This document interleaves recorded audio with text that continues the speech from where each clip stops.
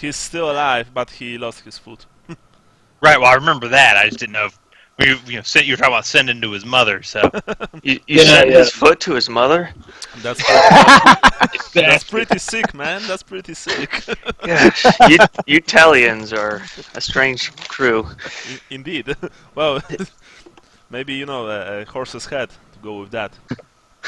Like, They usually send toes or fingers. oh my god. All right, just chop his like foot into small pieces and send it to her. Like, one finger at a time. Boy again. Yeah. Okay, so did you guys bought everything? Advanced everything you wanted to? This is my question now. Yep, my character sheet in Roll20 should be all up to date. Awesome. But as far as a quick rundown, I added a couple more skills. I'm still in the servant. I'm one skill away from advancing. But yeah, I just kind of filled in a couple more. The only one I don't have is Blather at this point. And then all of my attributes, weapon skill stuff has been fully upgraded from servant. And then as far as gear, quick rundown. Sold some stuff, bought a male coif, male leggings. That's really about it. Okay. And got some change left. I presume you are keeping your spear, your yes, your shield, everything. All right, cool. I did sell my axe. Oh so. Yeah, you did sell your axe. Yeah. Okay. Yeah, I mean, why not? But you still have your dagger, just for those. Correct. Nice close encounters. All right, Andrew, what about you? Hold on, I'm just doing the last little bit of that right now. Right. Just to remind you guys, if you want to, get the list of all the equipment, it's in the Old World's Armory. It's just so you know, it's the best list there is. Do you have a more comprehensive price guide for trade goods? Because it's kind of short in the Old World Armory. Like there's a lot of spices aren't in there and stuff. You know what I mean? Not really. I'm not sure if there's not a better list in Companion. But I would have to check it, or maybe in the what's the name of the add-on? What does it not have? Shades of the Empire. Shades of the Empire, because it deals with smuggling, among other things.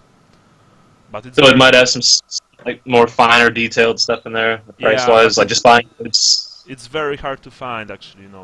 The source book.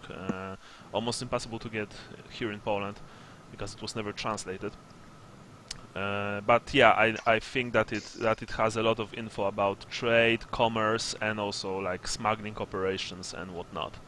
You might want to check it out. So Andrew, you are finishing your list. Okay. Yeah, I sent it to you yesterday. So as we talked about yesterday, the kind of he picked, and I don't remember if you ever determined what my insanity was, or if that wasn't going to take effect until later. Wait, your insanity?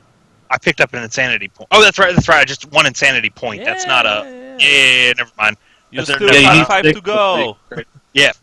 Sorry. No problem. So yeah, but kind of going in that direction. The whole experience scarred him in a way that he felt like he didn't live up to himself, and that he has to make sure that he's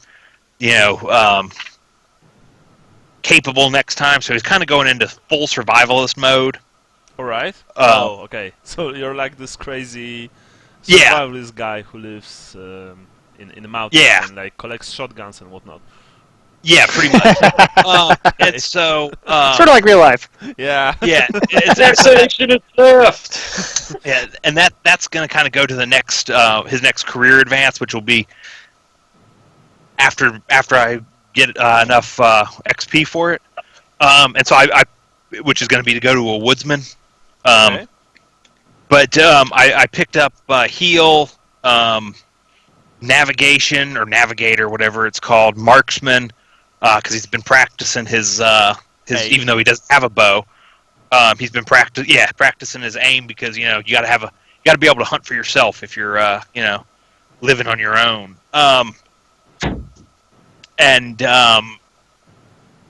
He picked up some leather armor we talked about replace the leather jerkin with a leather jack, so he'd have some armor.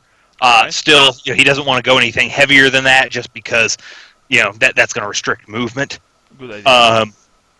And then I picked up some kind of supplies as far as like rations and fishing hooks and tender boxes, and I had to pick up an antitoxin kit just because that's necessary for the next career. But wow, like really, you're a prepper. Yeah. Oh yeah. No, I'm. What's your next career? What are you doing? Woodsman. Oh really? You need antitoxin? Yeah, Woodsman actually needs an antitoxin kit. Yeah, that's true. And it's actually very reasonable because Empire Woodsmen, spend most of their time in woods, and there are like big spiders and snakes there and all sorts of crazy stuff. So and they're usually loners, so there won't be anyone to help him if he gets poisoned by a spider or something. Well, actually, good thinking on Lucas' part. Yeah, I love it. I mean, that's pretty hardcore. It's really cool. It's really in the spirit of your character, so to speak. Did you get some healing salve? No. Well, I did. They are 5 gold crowns per bottle. Yeah, I ran out of money, so. Yeah, well, I mean, healing salves are useful, but not mandatory. I thought they were a lot cheaper than that. No, it's 5 crowns. If you haggle, they are maybe, but they're 5 is the list price. I know the giraffes are 5. I thought the salves were a lot cheaper. I could be confused. Yeah, I mean, I meant draughts. I mean, I meant something that you drink. It's 5 gold crowns because you can use it during combat as a half action. Or a single, or even a free action if you have a fast draw. But salves are cheaper, but you need to have a healing skill to use them, I think. I think all it does too is it makes you count as lightly injured as opposed to bleeding profusely. You know what I mean? Yeah. Like it doesn't do anything in combat. It just saves a life basically. Yes, yeah. It can usually just help to staunch the bleeding. Okay, so Jason, I know about your list. Sean, you've told me yours. Brian, you've told me yours, but I want to see what you bought. And okay, these are your advances. All right, you now have 2 attacks. Yeah. All right, cool. Trappings, healing draught. All right, lesser quality crossbow. Okay, and who carries it? You or Gennaro? Gennaro's got it right now. Alright. With the bolts. 20 bolts, okay. Fine Bretonnian brandy, whoa. Loaded dice, alright. Deck of cards. Nice. 10 yards of rope, so that coupled with Sean's, it gives you a total of 32 yards of rope, actually. I just sold 10 yards of it. I was gonna say, I've had rope since the beginning, so okay. So it was part of. Dude, you could have sold it to me really cheap. Yeah. I didn't notice that until I was updating checking to see what I wanted to spend my money on yesterday. Actually, rope is always useful. I suggest you guys stick to it at least, to those 10 yards, because it can be really, really helpful at times. No, I definitely want to keep it. It's just that right now I'm trying to make room for weaponry to carry. So okay, okay. That's what I'm worried about. I mean, I suppose that we could get a pack mule or something, but right now I'm just trying to make sure that I can carry everything on my person that I need to. No, I mean I completely understand. That's good thinking. All right. Andrew, did you find out how much you were short for the armor? No, I mean I can afford the armor. It was the bow that I was short for. So you didn't. How much are you walking around with right now? Like, are you Well- completely broke? No, I mean I've got like 2 gold crowns. Oh, not bad. Take 2 more 2 more what? gold. Okay. Good guy, Sally. Yeah, I'm still updating mine, but I will let you know how much money I have in just a second. Yeah, sure, Yeah. guys. Remember, okay, so I basically know what all of you want, or bought, or an advanced. Just remember to write it down on your sheet, and as Sean actually really wisely said, I mean, sorry, actually it sounded wrong. As Sean said, and I would like all of you to count your encumbrance, because I don't think that any of you will be over it, but just so you know how much you can actually carry. If you don't know the rules, your total encumbrance is your let me just take a quick look. Your strength times 10. Your actual strength, not like your strength bonus. Not strength bonus, your actual strength. So Right, in Vincent's case, he can carry 380 points of encumbrance. But you get minus modifiers to your movement and agility only after you cross the additional 50 points. So in Vincent's case, it would be a total of 430 points. Or rather 431 points before he would start to receive penalties. Okay. So of course I have all the weapons, but not all the armor, but not all the little stuff recorded. Let me flip over to the equipment. Yeah, I got a nice Excel sheet. Oh yeah, and by the way, a single gold crown is a single point of encumbrance, just so you know. Oh, say it's a good thing I'm broke then. Yeah, Crap. you only have 4. Okay, so meanwhile... Yeah, I'm in trouble. Same thing with pennies and stuff. No, pennies, I mean... no, pennies, no. Shillings and pennies are they're away, they're off the equation, so to speak. Yeah, but Okay. a single gold crown is a single point. I want to give 5 to Gennaro's mother, and that should be the end of my spending. Alright. Now, I know that you're probably curious about the campaign, and I'm very happy to say that today we are starting Terror in Talabheim, an official campaign for 2nd edition, and one of my personal favorites. Now, I just hope that none of you actually played that campaign before, because I'll be bloody pissed. I've never played it. I've read it because I've got it, but that was so well. But I was going to say I read it when it came out. Oh, okay. So that was a decade ago. Yeah, something like that. So yeah, I can't. In fact, I'm confusing, and that I can't even remember. Because they did 3 of them. They did the Middenheim one, the Talabheim one, and the Well, and the Gnome one. actually, they did a single campaign called the Paths of the Damned, Right, which right. included Middenheim, Altdorf, and Known. Then they Yeah. made the Talabheim one, and then they've also made my personal favorite campaign of all time, the Thousand Thrones. Yeah, that I don't have that one. It's awesome. I love it to death. But yeah, so I can't remember which stuff was in which one. Like what little I can remember, I couldn't even tell you which of the books it was in. Yeah. So- No, that's actually good, because of course there will be twists and secrets and whatnot, and I want you guys to be surprised at times.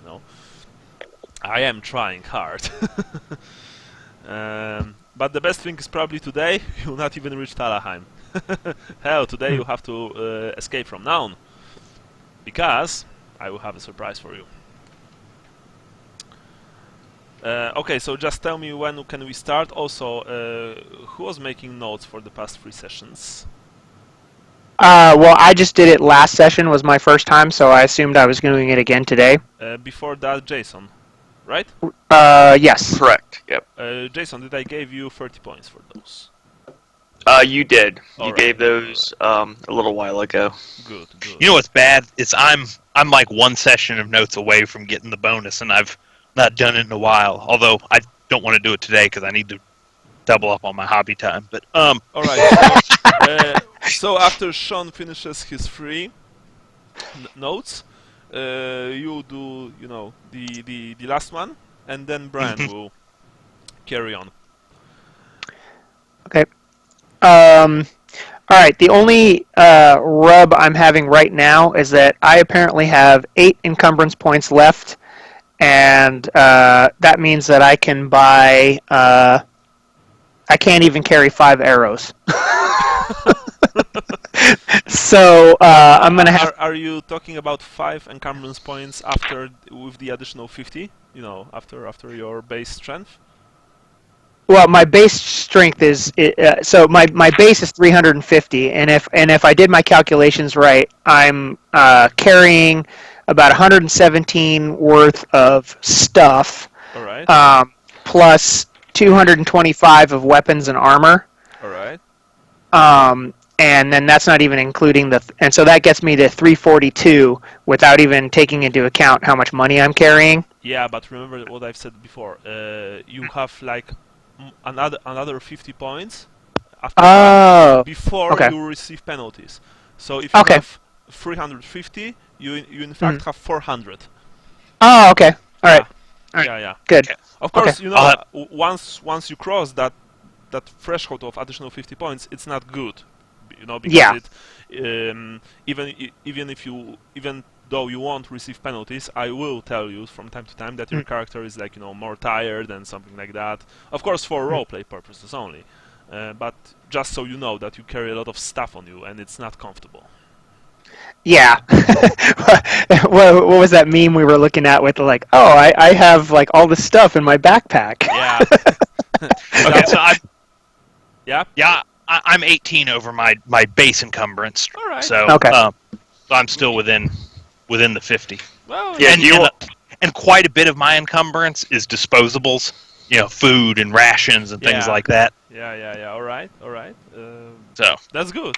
That's good. I mean. Do you just want us to let you know once we get 50 over? Yeah, I mean, naturally, I would like you to tell me once you cross the threshold, because then the penalties kick in. But more importantly, it's important for you, because once you cross that threshold, it's in your best interest to drop something or sell something to return to your normal stats without any penalties to them. And one final question: is there a quiver, or how do we hold the arrows? Yeah, you've got it. You've got the arrows with a quiver. So it just comes as part and parcel of the thing? Yeah. Okay. It's like Okay.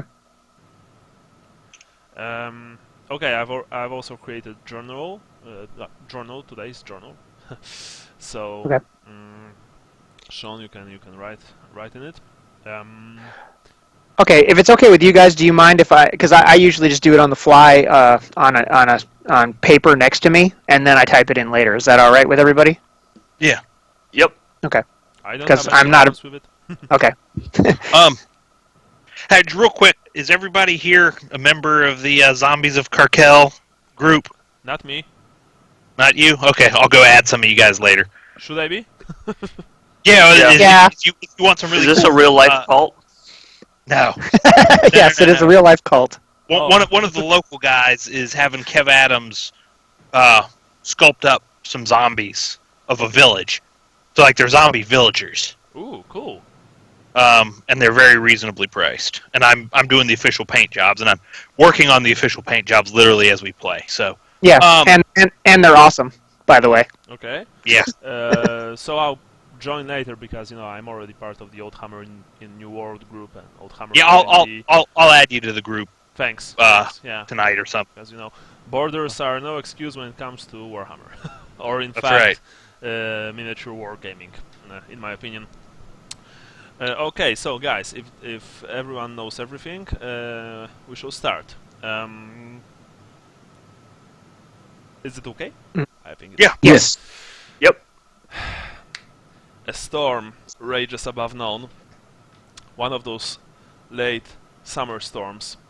Sound of thunder, is heard over every single part of the city. The rain is thick and nicely warm to the touch. There are of course lightning bolts splitting the sky. It's late evening when you're sitting in Nero's tavern, the Gallows Humor, located in the Faulstadt district, one of the more seedier districts of Naun. The Town Watch never visits this place, and not because they're afraid, but because the Countess herself actually ordered so. Word on the street is that she hates Faulstadt for all its, tanneries and paint shops, like small smithies. Basically, the place stinks horribly. But you are there right now, sitting in the tavern. The tavern is empty, except for you, Nero, and Nihilus.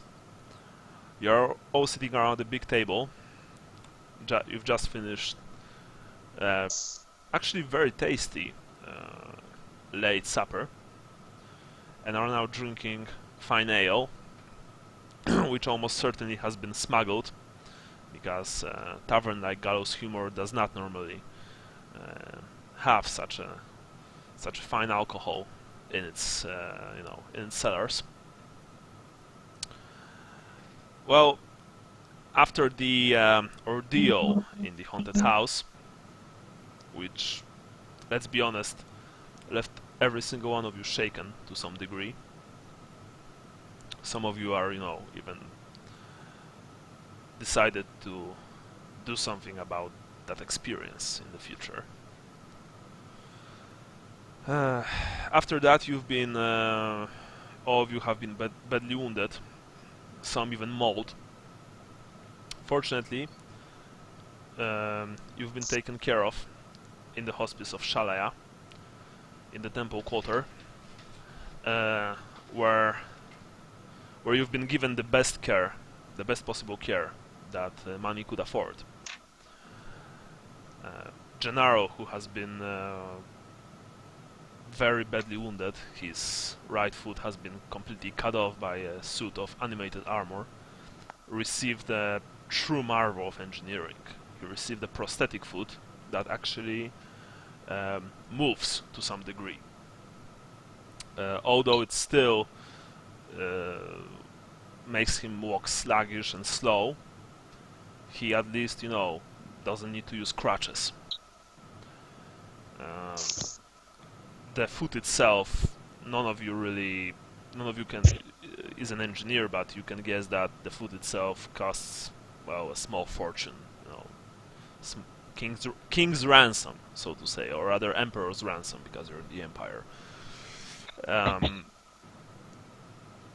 The costs have been completely covered by Nihilus, and now you guess it's time to, pay back, so to say. He looks at each of you while sipping dark, frothing beer from a wooden mug. Slams the thing on the table. Needed that. Alright. Here's how it looks. I'm sending you boys to Talabheim. And then he leans back in the chair and, for added dramatic effect, waiting for you to either voice your complaints or to say anything at all, in fact.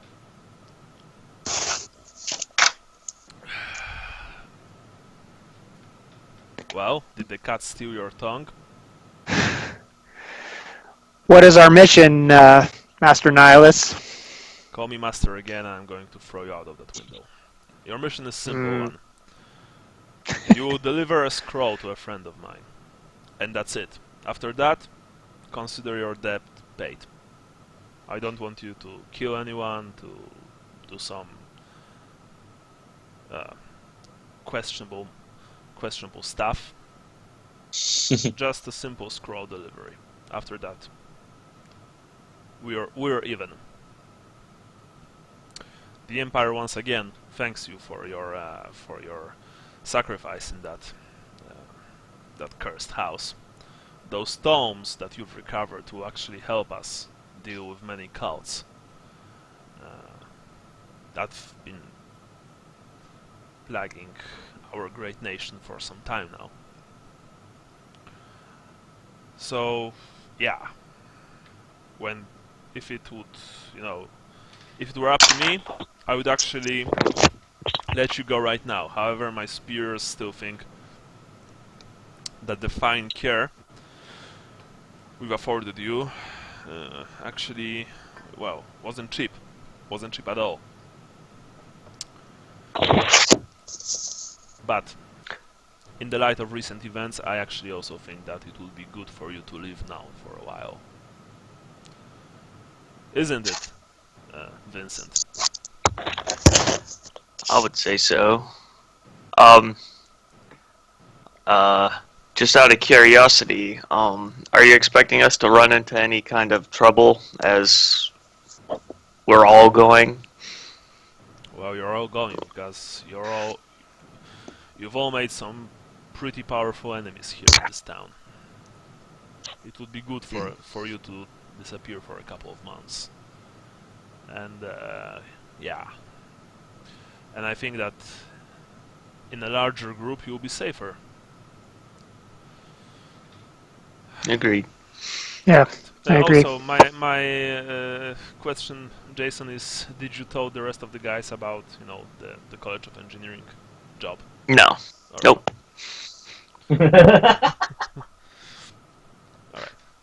Right. So here it is. He, he reaches under his cloak and produces a small scroll holder. It's a rather simple thing, really, made from lacquered wood, and of course sealed with a waxen seal. He hands it to, nearest one of you, and that is Lucas. I'll take it and stick it in my coat or whatever. Yeah. Now, is there anyone else going to be looking for this scroll? No, but I don't want you to wave it around like Muppets on the way to Talabheim. This scroll is for the eyes of one of my colleagues. He goes by the name of Deadeye. And that's all you need to know right now. I trust that once you reach Talabheim, you will find this individual. I'm not going to tell you anything more about him for security reasons. We are talking about the safety of the Empire here, so you will have to accept that, I'm afraid.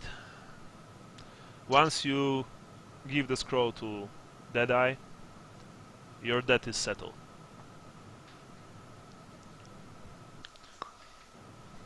All right. Does anybody here have an objection to that? Nope. I certainly don't. If it gets us out of this godforsaken town. God's forsaken town, I'm sorry. Alright. So my geography is what provinces Talabheim? the city in? It's located in Talabheim, Okay. more to the northeast of the Empire. Now, the place has been largely avoided by the forces of the Great Enemy during the last war, but reports are coming in about a huge number of refugees flooding the province. So it will be probably less pleasant than known. I've also heard, I've never been to the Eye of the Forest, that Talabheim is a rather crowded city, so to speak. It's located supposedly inside a giant crater, and the walls of which actually create a natural barrier for the city's defenses. The city doesn't have normal walls. It doesn't need to. Now, one thing that you must know is that this is a city of lawmakers. Law is everything in Talabheim. And I mean everything. They have laws, and for laws.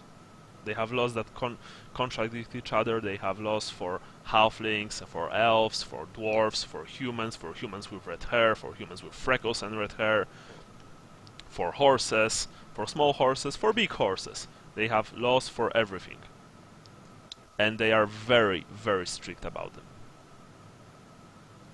So, and he looks at you, Sally. My advice is not get into any trouble. Because I've heard that them Talabheimers really don't like lawbreakers. If you catch my drift. Wouldn't dream of it. Alright. Apart from that, I don't know about the situation in the city. I don't know what to expect. I guess you fine gentlemen will have to find out for yourselves. Now, I've arranged for a transportation for you there, and also for some food for the road.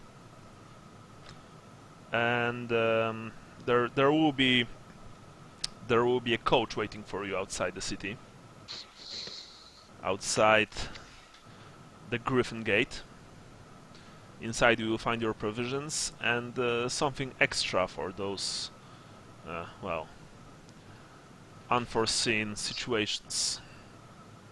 Consider this an extra payment for a job well done. I raise my glass. He raises his. Alright. To I'll do the same. To your mission, to your success, and your general welfare. Thank you on the behalf of the Empire for your services. And to yours, Nihilus. Sigmar be praised. Oh yes, most definitely, he says.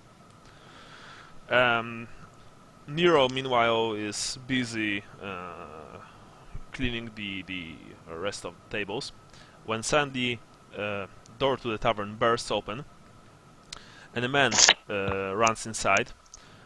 Most of you instinctively reach for your weapons, or rather in the direction of your weapons, but soon you find that you know this man. He's been, a local, so to say, a local customer. He runs to Nero and begins to speak something to his ear. You see that the older man's single eye narrows. He says, "Right, see what you can find. Now go!" "Yes, yes," says the man, and escapes through the door. Outside you can see the wall of water, wall of rain coming from the skies. You can see the thunder. Nero comes to your table. "We have a problem. They found out about the plans in the college.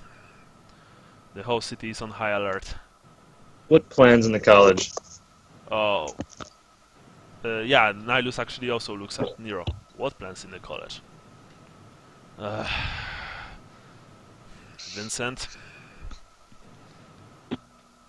I look at Vincent. Look at Vincent. Yeah. I'll chime in. Look at Vincent. Gennaro also looks at Vincent. I look at Nero. What'd you do, innkeeper? Well, Nero, I kind of looked at him for approval to say anything. There's no reason to hide it, I guess. Speak, boy. Yeah. "Oh, just so you know," he speaks especially to Nihilus, "it was my idea. Don't take it out on him." Well, while you guys were recovering and out doing your thing from the last mission, I was tasked to retrieve something from the college, and it may not have gone quite as well as it could have. You know, I'm not a thief at heart, and may have made a wrong mistake here and there. No, you're not. I look at Sally. I most certainly am not. What exactly not- did you steal, boy? Nihilus says, and his tone is rather icy. Paper document. I'm not really sure what was on it. Nero would know a little more about it than I. It was a portable version of the Hellstorm rocket battery. What? Yells Nihilus. Who did you steal it for? The College of Engineering's counterparts in Altdorf. Oh. Oh, I see. And I guess they've paid you a pretty penny for that. Yes, that's true, but I've also reasoned that, you know, if they would make some adjustments to it. I see. Well, good for you that that you stole it for them. Oh, holy Sigmar! Now you're in trouble. I look at Nihilus and be like, surely I felt my hands were tied in the whole situation. Yeah, I'm trying not to look back at Nero. I don't blame you, Vincent. Now the thing is that this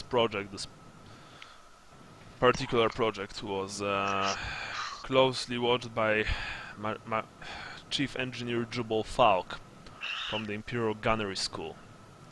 He's one of the most important people in this city, and his iron sights actually played a huge part in the war in the north. If you stole the plans from right under his nose, he'll be mightily pissed off. I guess right now we can expect every gate to be locked, patrols of non-soldiers searching through the streets, looking for you, Vincent, and anyone who was with you. By the way, who was with you? I mean, no offense, but you don't really seem like a type who would do this by himself. I look back again at Nero. He just nods. Well, an interesting looking dwarf, actually. A slayer. He looks at Nero. Was it Ira? Yeah. Sorry, I even asked. Alright, look. And he stands. We have little time. First of all, you have to get the hell out of here now. You're all very characteristic looking. I mean, as a group. And I know Falk. I mean, I never met him, but I know him by reputation. He will turn out the whole city upside down to find the one responsible. You have to make your way out of the city right now. He once again reaches under his long cloak and produces a map of the city. He puts it down on the table, sticks it to the table with a couple of short throwing daggers from his belt. Alright, ideas. It's your skin, boys.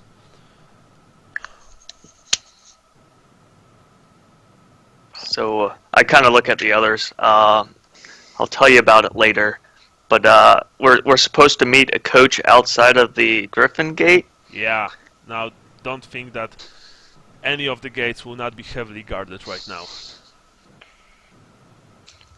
No, but the less time walking through the city, the better. Could we slip down the Upper Reich?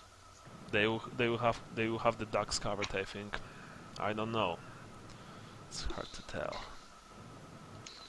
Oh, comet, damn it. We could have to go through a gate or cross a bridge or cross a river somehow. How about climbing a wall?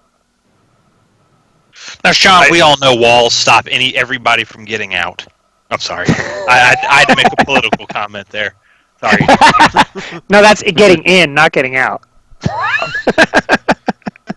I'm gonna look at my my pack and stuff. I'm gonna look at my pack and stuff, which is filled to the brim. I don't know We have if all I'm our gonna be stuff, climbing any walls. Yeah, that's what I was going to ask, because, you know, I wouldn't think we would have all our stuff on us. Which means we gotta either, have we wasted gotta get everything we just bought, or we have to go buy the house. Yeah. Okay, so we're not packed up. Why would we be? I mean, Well, I hate don't to know. make the adventure harder, but We would have. I don't know if Nero called us over and Lucas Alright, so- told us that, hey, meet us here with all your stuff. No, I'm going to tell you. no. You. We gotta hide you.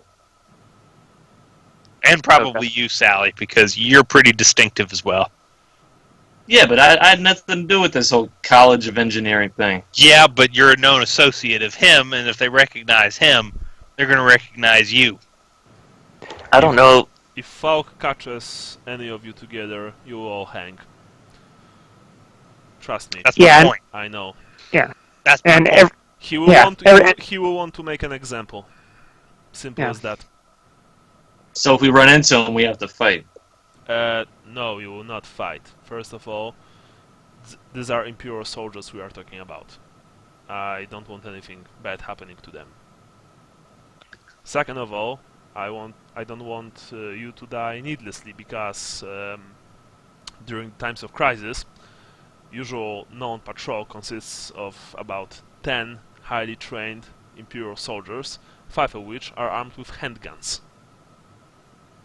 Do you think you could stand a chance against even a single patrol? But if we get caught, it sounds like we're screwed either way. Well, Yeah. you know, there were a few who escaped from Iron Tower, supposedly. Damn it. Nero, I think I heard something. Yeah, sorry, I dropped something. Oh. the Might do they have they identified him, or do they is with a name, or is it just on the lookout for a guy that matches his description? Do we know? My man, Nero speaks, my man told me that they are looking for a man named Dirios, and that his description actually matches, well, Vincent. They have his name. Yes, because apparently he told about his father to one of the guards in the College of Engineering. I'm just shake my head. Okay. Wow, says Nihilus. Alright, that's interesting to hear. Okay, Okay. not all of us have to go to the safe house. I think we should break up in groups Yeah, of that's two. what I was gonna say. Because in groups of two, we're not as identifiable. Well, the halfling and Vincent, I was gonna say the two of you bunker down in the basement, or Yeah. something, and then the three of us, including Gennaro. yeah, sorry, it's been a couple of weeks. But Gennaro Load up with is a- also quite characteristic. Yeah, that's a good now. point. Maybe we head over with a cart. Oh, except Sean, do you have the drive skill, or is that just free Yes. Vincent as well? Okay. No, I do. Yeah, maybe we need a cart, Yeah, and then we all go. Well, I was going to say just the two of us, and load it up as fast as we can and head back, and then once we have everything stashed here with all the people, we can figure out how to get out. Consider the Yep. following thing, Lucas. It's late night. Not too many cars drive late in the Point. night over the streets of Naun. And now that the city's on curfew, actually, first thing they do, they will dismantle your car to see if Vincent isn't holding in a wheel axis. Yeah. Okay, well, in that case, Nero, do you know any riverboat smugglers? Sure I do. But the question is, how much are docks safe right now? how about the sewers? No, says Nihilus. No, don't even think about it.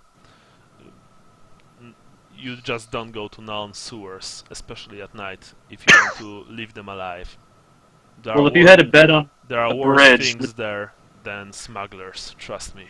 And they're very, very hungry. what bridge would you suggest?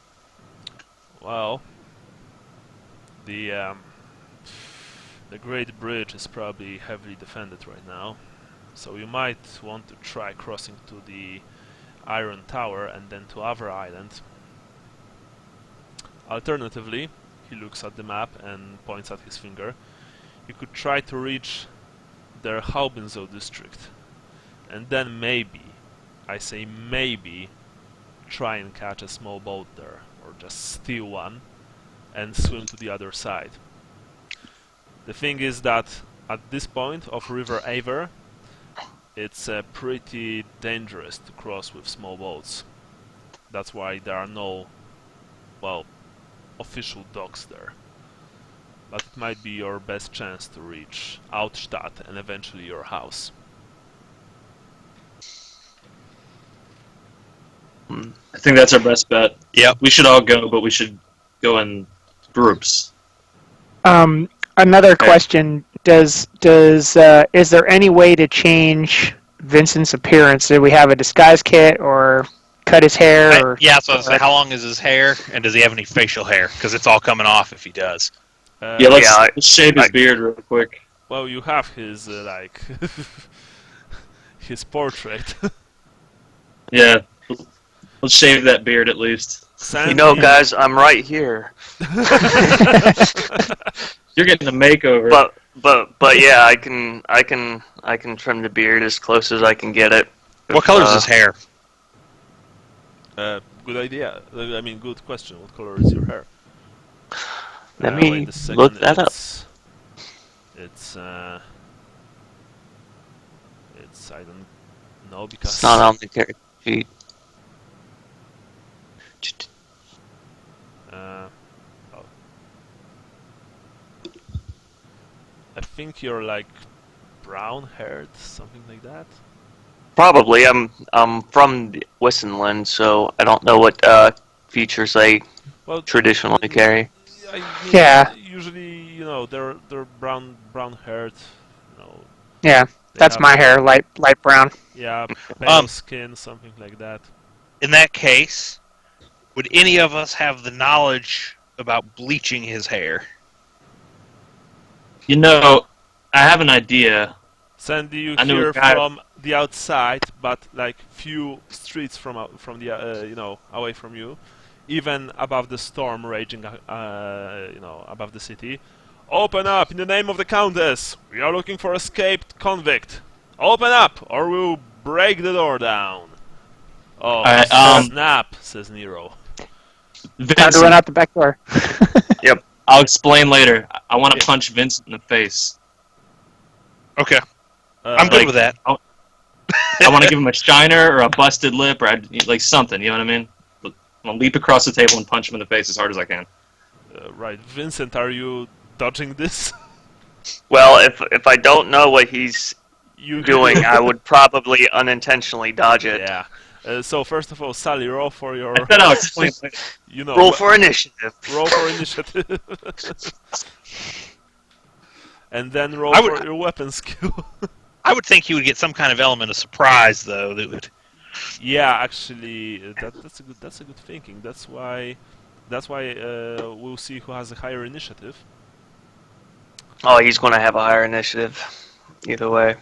And if Brian has higher, Dice.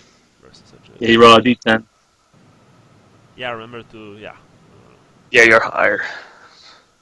I'm 6.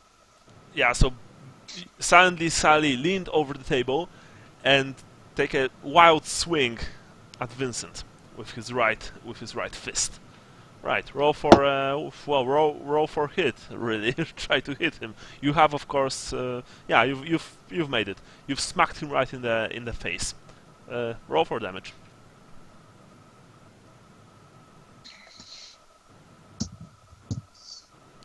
5 minus 3 plus your strength.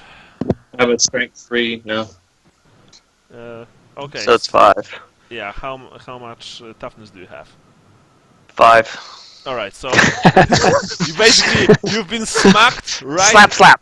Exactly, smacked right in the middle of the forehead which is, the strongest part of the skull. It was like, ow, what the hell?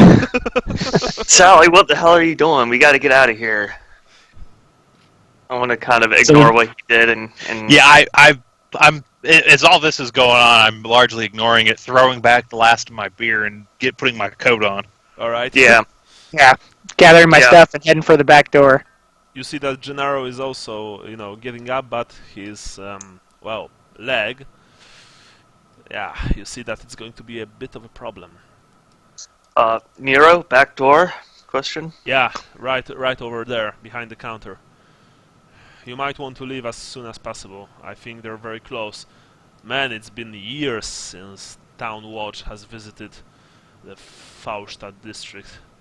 You have to really pissed off the old engineer to actually send his men here.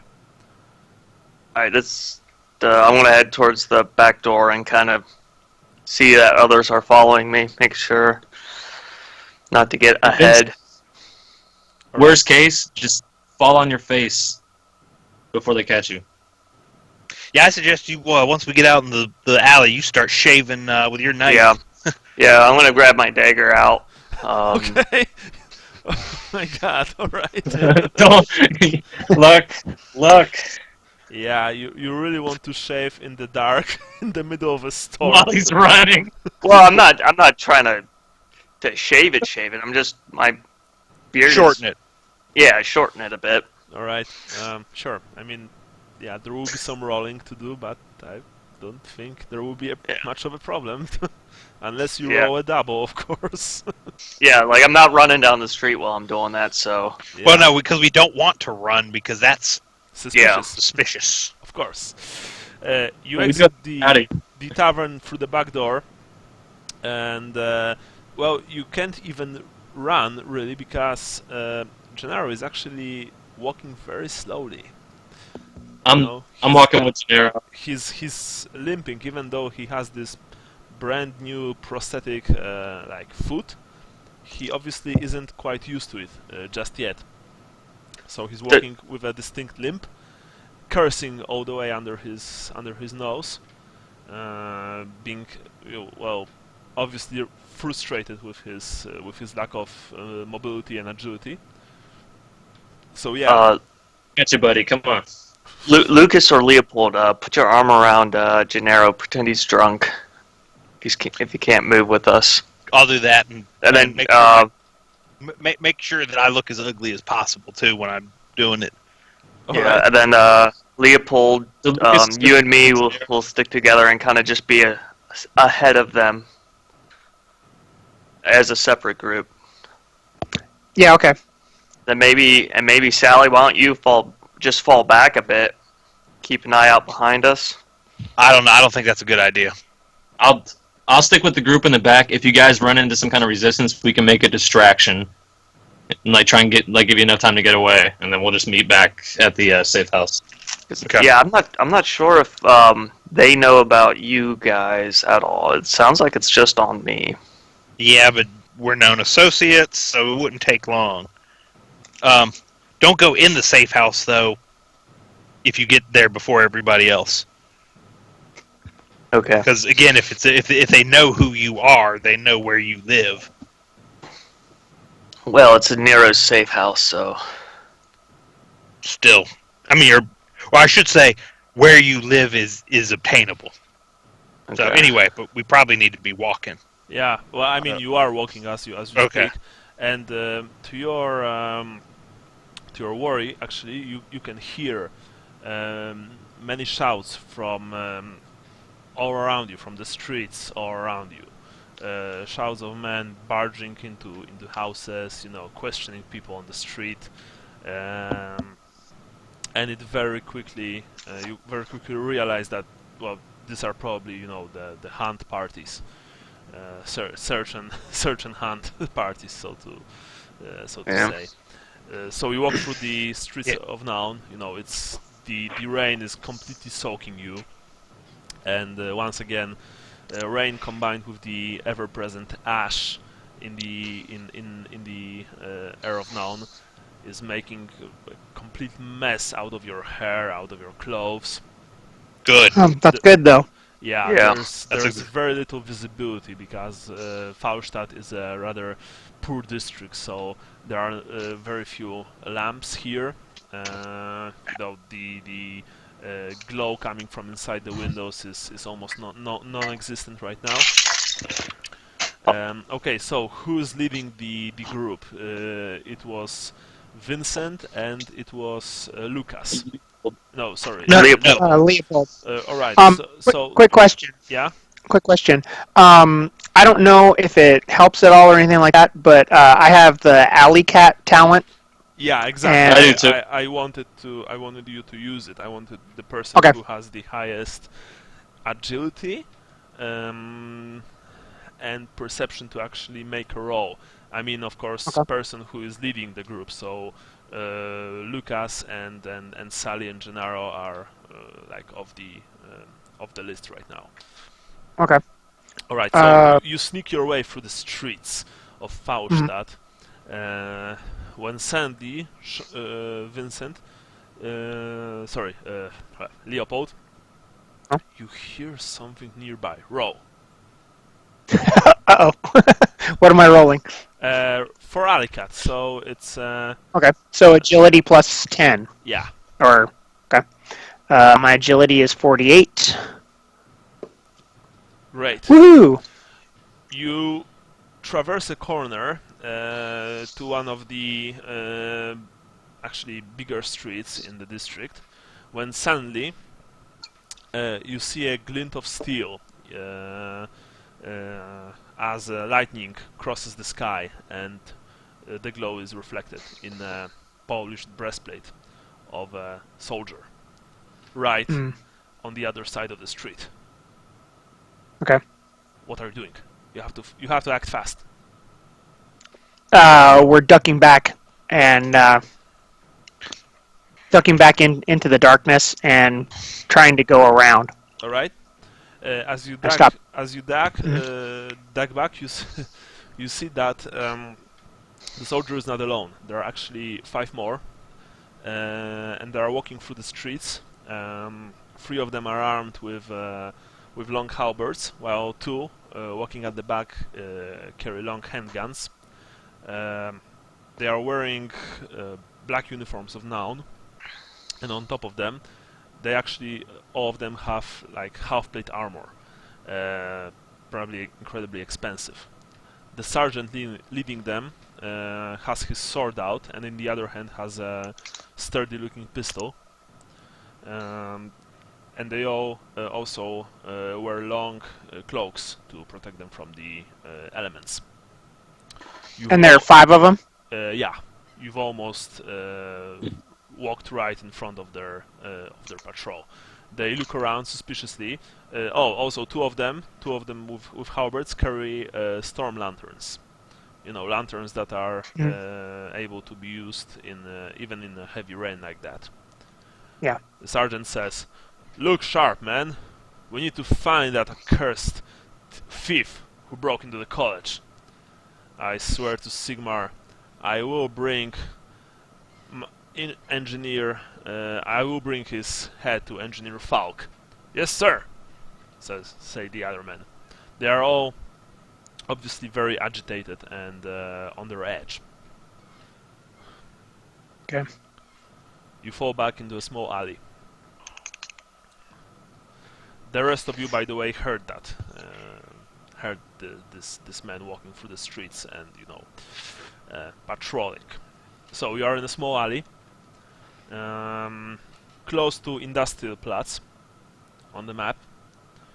Okay. Now, my question is, how do you plan to do this? Do you plan to actually, reach the bigger street and go through the bigger street, or try to sneak your way through smaller streets? I think we should try to sneak through smaller streets. That's what logic would dictate. All right. Yep.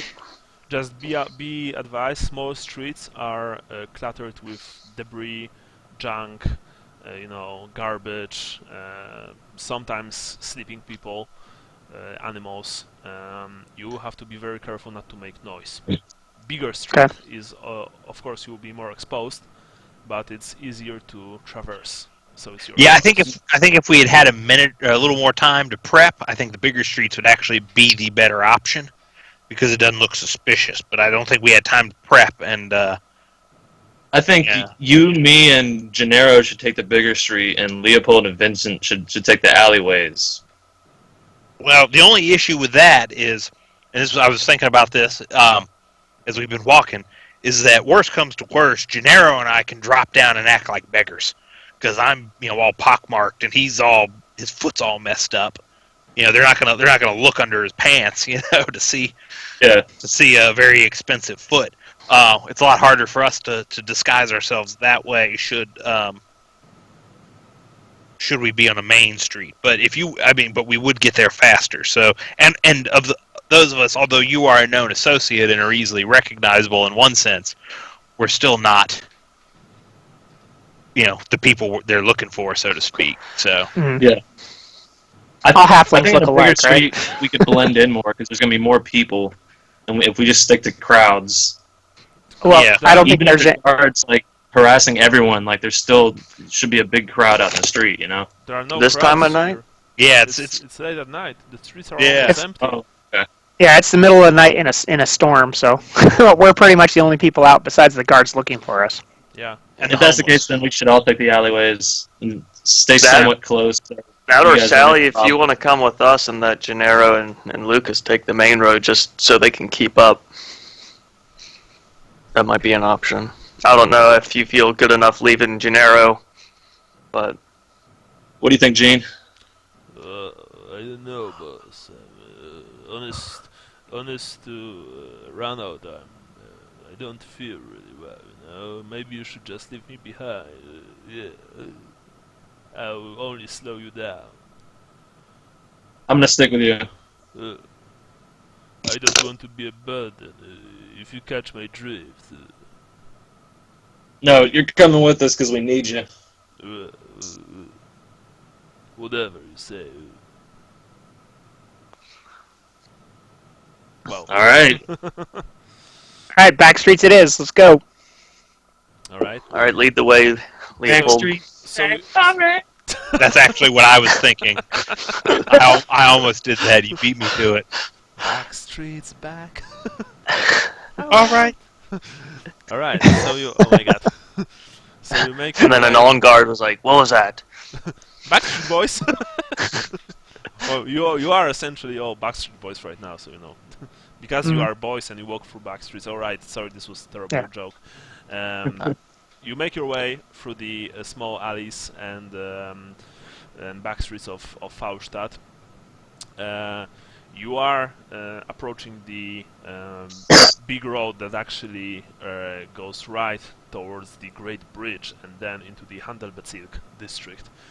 And you know that you have to eventually cross that road towards Industrial Platz and then towards the Iron Tower, if of course you still want to follow Nilo's suggestion and do just that, because maybe you have other ideas. Remember that he only suggested this. It's your choice. But anyway, as you make your way through the back alleys, it very quickly becomes a chore to just walk.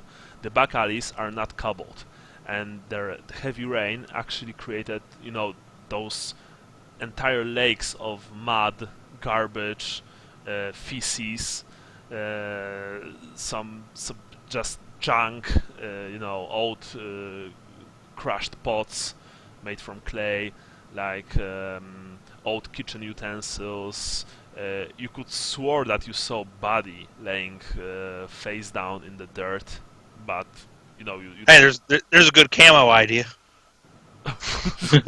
But he was laying in the dirt face down, and around him was a rather big stream of rainwater and mud. So, well, you guess that he probably just bought it.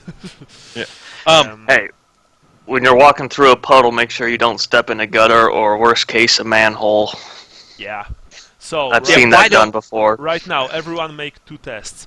First test is for perception. Second test is for agility. Now you don't have any light source, so both of the tests will be with a -10% modifier. Okay. Is one intelligence, one is agility? Yeah, exactly that. Okay. So my perception. Oh, that was bad. Ooh. My perception is a failure, My perception. and my agility is also a failure. Yeah. All right, so Failure. Agility. Is Yeah, I an didn't roll my S. agility. I'm going to Okay. go for agility. I got- Agility. Okay. Ooh, just barely succeeded. Unless. Oh no, but that's Yeah. we get minus for agility too. Yeah. All right, then I didn't succeed either perception or agility then. All right. Here's Likewise. agility. I forgot that was a minor. Let's see here. Who's also rolling? Brian. All right. Agility, here's intelligence. Oh, it's I'm a gonna double. reroll that. All I'm right. using luck. Good idea. Okay. All right. Woohoo! Well, Oh. let me say this. You've all been making quite a mess walking through the back streets. You know, you've been hitting stuff with your feet. You've been. Does silent move do anything with No, that roll? because silent move is essentially if you have to declare it. Yeah. Once Okay. It's like sneaking, Okay. basically. You know, you've. I been want to be sneaking like from here on out then. You don't think that you'd be even able to sneak in such conditions, really? Okay. Anyway, you were sliding on the mud. Few of you almost fell into the dirt, and unfortunately, at one point, one of you hit something, or rather, I should say, hit someone. Lucas, as you were leading the way. Leopold, as you were leading the way, Yeah. you've suddenly struck a lying shape with your boot, and the shape cursed loudly. Obviously, it was a man, a homeless man. He was like, "Oh, God damn it! Who's beating me? Will you let me sleep? I'm trying to sleep in that godforsaken water, sir. And he begins to like curse loudly. And to your horror, you can see that at the mouth of the alley, in front of you, like 15 meters in front of you, you can hear the characteristic sound of heavy boots walking in a in unison, so to speak, in a marching order, and you can also see faint light from storm lanterns. You don't have much time before they'll hear the old homeless man yelling and hollering, in the alley. Now my question is, what do you want to do? Act fast, because We're still in two groups, right? yeah, the second group is a bit further. Okay. Although the conditions in the alley are such that you are a bit closer to each other than before. Can we hear this? Yeah, you can hear this. Yeah, you can hear this because this man is basically screaming his lungs out in frustration and anger. Okay, I try to drop to the ground on top of him and cover his mouth. All right. Agility test. Yeah, I'm gonna assist. Oh, man, Damn it. 69. All right. You did not land quite as you anticipated. Yeah. But he's much happier now. Oh, please God. I just imagined it. Ah! All right. Anyway, you've tried to fall on the man, and the word here, the keyword here is that you've tried. Oh, sorry, Yeah. tried, but you've slipped and fell into the mud. The man is like beginning to hit you with a stick that he actually has in his hand. It's probably he usually normally uses it as a crutch, but as you lay, you can feel the crutch hitting you in the head and shoulders. Fortunately, this man is obviously old and probably sick, so you don't really those hits don't really hurt. But he's like, Okay. "Get the hell out of my alley, you goddamn kids!" and he just hits you with his stick. Okay. Okay. Vincent. I wanna. Sorry, Leopold. That's it for now. Now it's Okay. Vincent's turn. If he'll manage to do something, Yeah. fast, I want to. he'll be saved. I want to try to. I want to try to grab the guy and be like, "Do you want a copper? Do you want a copper?" And one hand's on his shirt, and the other one is I'm trying to reach for like a copper coin. All right. Yeah, I've got. Let's see. He's gonna want more. What do you get? Yeah. You step over the prone Leopold. I have charm. I don't know if that would help in this situation. You can try. Sure, you can try. Roll for your fellowship then. And I could just click on the charm dice. 33. Fellowship is 37. I don't know why that's that. You can use your luck point to give. I to get passed. additional. You've passed. Great. Yeah. All right. Yeah, you've quickly knelt before the man. Stepping over prone Leopold before that, and you've fished out a copper coin from your belt pouch. Here, take this. You said to the man. He's like, oh, monies. You have monies. Oh, thank you. Oh, pretty penny. Oh. And he falls on the other side.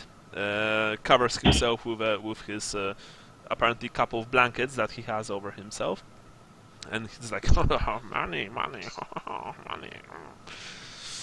and stops yelling. So that's that.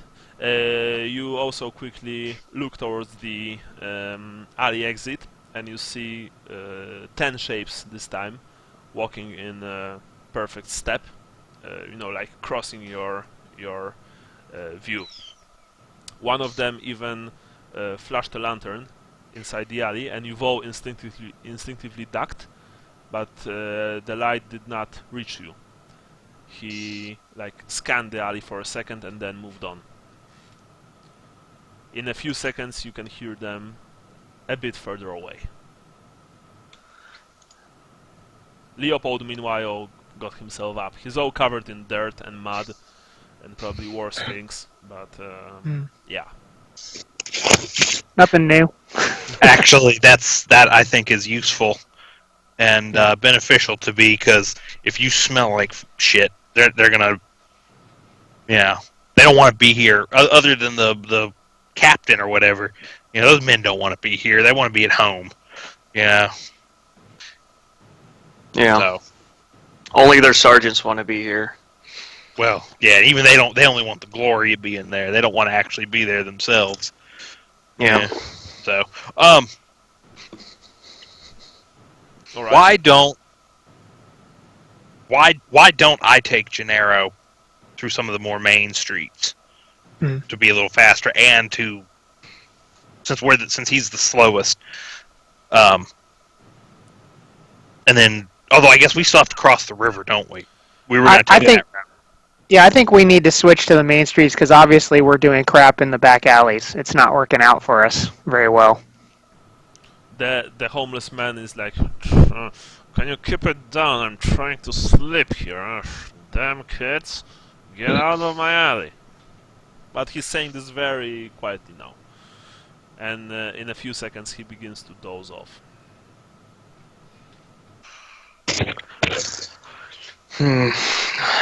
I still feel safer in the alleys, but sending Gennaro and Lucas on the main road, I think, is advisable. It's just two less. Now it's Sally. Like a running catch up with Vincent and Leopold. Well, you're probably caught up to us now Yeah. after all that ruckus. So Yes, you are all together right now. So yeah, I'm speaking as if we were all together. Gennaro knows Lucas. Lucas knows Gennaro at this point, right? Who's this guy? I've never seen you freaks before in my life. Said Lucas God, after selling Gennaro to the authorities. And Lucas, you stay with them. We'll we'll meet you at the safe house. I'm gonna run and catch up with Vincent and.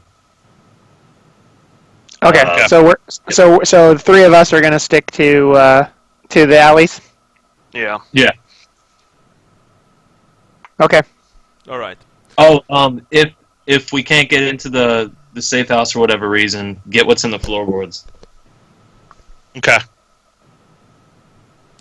Okay. So my question is, you are not far from the main street, which you can see leading to the south gate in the south and to the Great Bridge in the north. And you are very close to it, actually. And my question is, how do you plan to do this? Who's coming, out first, and who's going where? Is Lucas and Gennaro actually trying to cross the Great Bridge, or are they continuing to the Iron Tower and then to Other Island? I think we're all going in the same direction, but it's the strategy and how we're getting there. Like they're sticking to the main road, and we're dipping through alleys because Vincent can't be seen. All right. Right. Yeah, that's what. Right. So you make your way through the back alleys, small streets, and just heaps of garbage, lakes of mud and water. I guess we'll rendezvous with the boat right? Well, yeah, that's why I was asking how we were getting across, because... Yeah, so I guess we're actually rendezvousing at the boat, not the safe house. And we'll go to the safe house together, more or less. What boat? That's what Niles suggested, wasn't it? Yeah. Yeah, but I'm just saying from a practical standpoint, what boat are we meeting at? He's got some That's- guys over there. No. Oh, he's got a guy over there? Okay. No, He's not. no. He's not. Yeah. He said we could find a boat there, though. Yeah. Well, Yeah. You can find and you can steal it yourself. Right. So And steal it to the other side. right. That's what we're gonna do. So Gennaro and Lucas, if they're just taking the main roads, they might as well just try taking Yeah, the I bridges. think so. Just take the main roads all the way back. Yeah, I think so. Quick question though: can we? Does Gennaro's prosthetic come off? Yeah.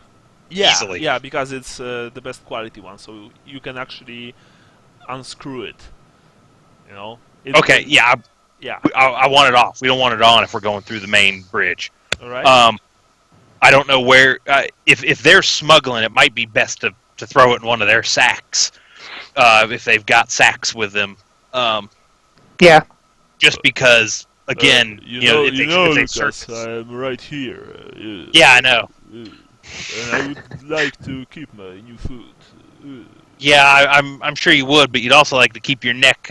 I'm guessing. So that foot is pretty distinct. I'm not sure it would make much of a difference. Like, it's the boot and everything. If City, except for that, it makes us easier to sell the cripple aspect.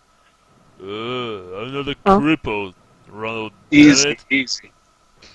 I will waste any fool trying to take me on. Pop a cup in his ass. Any one fool maybe, but we're talking 5 to 10. So, Whatever. Fuck the city guard. Ice Cube. Yeah. Yeah. By the way, after the incident in the house, you saw that Gennaro has become quite what's the word? Oh yeah, angry. whiny bitch. Yeah. Oh my god. No, I mean yes, yes, essentially yes, but he's more angry. He's he went into the full emo mode. He's he hates the world right now, and yeah, you remember him cursing the gods in the hospice and being really mean to priestesses there, who were showing remarkable restraint, by not smothering him with a pillow. Yeah, but the kid is not doing well, and yes, he is kind of a whiny bitch right now. Yeah, the foot's coming off, Gennaro. Whatever. Yeah. I have to agree. It's to get us out of here. Okay. Okay. He basically As of agreed. right now, it's an advantage. All right. So who's going to unscrew the foot? I'll do it because I've probably done it before.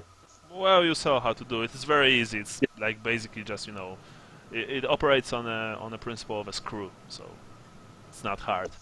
So you now knew, even more, and with a you unscrew the foot. It comes off, and who's taking it in his bag? I mean, I could take it. all right. Okay. So Vincent packs the foot into his bag, and now it's time to cross the big street. Lucas and Gennaro, you just walk outside and go all the way to the Iron Tower, while the rest of you try to jump to the other side and walk forward. Yep. Correct? Alright. I tell Gennaro to act as drunk as possible too. Whatever. Just be yourself, Gennaro. Yeah, that's what I was thinking. Very fucking funny. Anyway, is anyone actually checking the main street first before going out? Oh yeah, definitely. Sticking my head out and Yeah. kind of assuming we're going separately because they're staying in the back. So I'm gonna kind of stick my head out, make sure I'm on the same side as his missing foot, so it looks a little more natural. Okay, and are we doing silent move, the rest of us, across the, Well, the wait, street? Or because it will depend on the perception roll of Lucas. Lucas roll Okay. for perception. Okay, hold on just 1 second. I apologize. Okay, 62. My intelligence is like a 43 or something, so Yep. no dice. No dice. Alright, you stick your head outside. It's very hard to see anything in the heavy rain and, well, in the gloom, night's gloom. But you do see a couple of lights to the north and to the south. You don't know, you don't really, you can't really say how far they actually are. A bit far, to be sure, but how far you don't know. So, Can I have my sling wrapped around my fist? what? Can I have my sling wrapped around my fist? Yeah, sure. Like just so I can have it ready, but not obvious that I have a weapon out. Alright, no problem. Well, it looks more like, a dirty piece of cloth wrapped around your fist right now, so. Lucas and Gennaro, you going out? Yep. Alright, you're going out, heading probably south or through the Great Bridge. I think the Great Bridge is probably the least suspicious, so probably that way. Alright. You walk slowly because, well, Gennaro Right now it doesn't even have a prosthetic foot. You walk slowly towards the Great Bridge. Meanwhile, guys, rest of you, how do you plan to do this? I think look both ways before we cross the street. Roll for perception then. All right. you want us all to roll for perception? No, actually, Bran. I mean, you can, Sean. Sure, you can, if you want. Well, I can save it if he already did it, but okay, I'll just do it. What the hell? Great. You should have Woohoo. saved. Vincent, you can't really see much anything in the gloom, but the halfling's keen eyes and grave robber's keen eyes saw a lot more. To the south of your position, about 20 meters, you've actually spotted a patrol crossing the crossroads to the east, which is the direction that you are actually moving.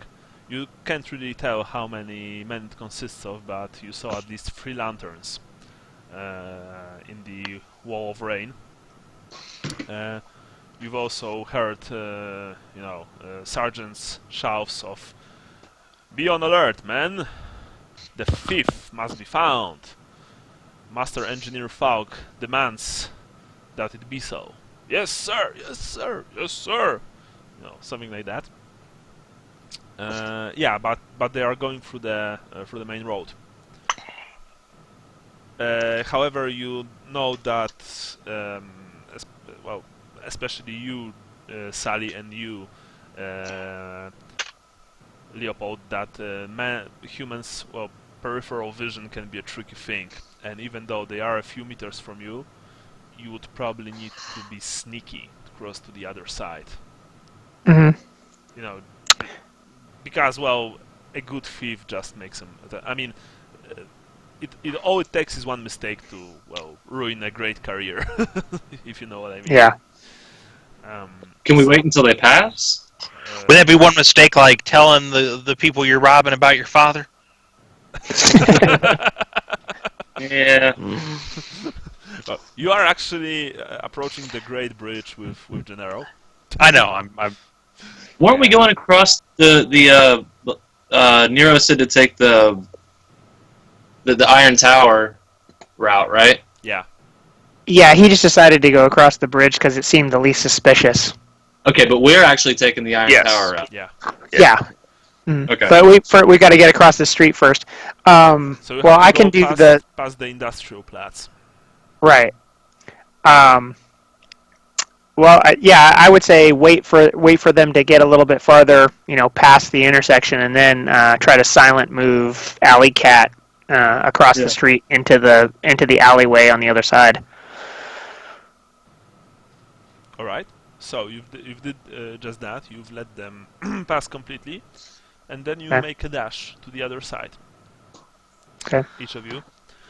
You are completely sober Can we now. conceal Vincent as we do it, or is it conceal only for? No, you can't really conceal a man. I mean, other than placing him in a crate or in Can I put Sally just on my wondering if, shoulders coaching and him- put the cloak on Sally? And that way it looks like Sally's just really tall. You can, but you would probably. That doesn't even work in cartoon. Yeah, I mean, you would probably look more like a mutant or something, and they would Yeah. shoot you just in principle. Shadow would get pulled off. If it was two hobbits It's or a tall two halflings, mutant, blast the bastard. Yeah. Yeah, something like that. You've actually crossed it to the other side and are making your way towards the Iron Tower. Lucas, you and Gennaro finally approach the Great Bridge. You can see that it's been heavily lit by lanterns and multiple fireplaces. As you approach it, you can see in the gloom, rainy gloom, 6 figures coming towards you. 2 of them carrying lanterns. One of them is crying, "In the name of the Countess, stop where you are, or we'll open fire." We stop. All right. I put obviously I have one hand. I'm propping him up. I put my other hand up in the air. All right. Gennaro is of course, has one of his hand over your shoulder, and the other, he just he doesn't put it up in the air. He just has it right next to his side. I kind of muttered, "Remember, you're drunk." The 6 men approach you. He lost his leg in the war or something. And you can see that these men are, they do mean business. They are all wearing known uniforms and have heavy half-plate armor sets over them. Four of them have long-barreled rifles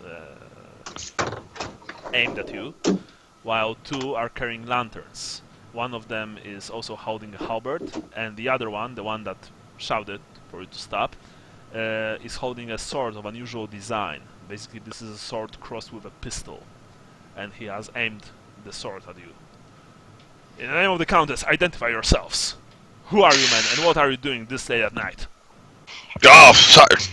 My name is Marcus Leibovitz, and this is my drunk companion here. He insisted on going out to drink. He ain't been right since the war, and when he wants to drink, he wants to drink. How? Come again, what is your name, man? Leibovitz? Is this some kind of joke? Common name in other parts of the Empire. Sir, says one of the soldiers, he said Leibowitz, not von Leibowitz. I heard what he said, god Sigmar, damn it.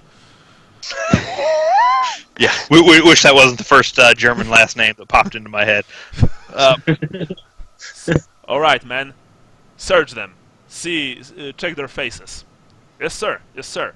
Now, you don't move, and there won't be any trouble, says one of the men, shouldering his rifle and approaching you with the other who holds the lantern. We just wanted to go nice and easy, alright?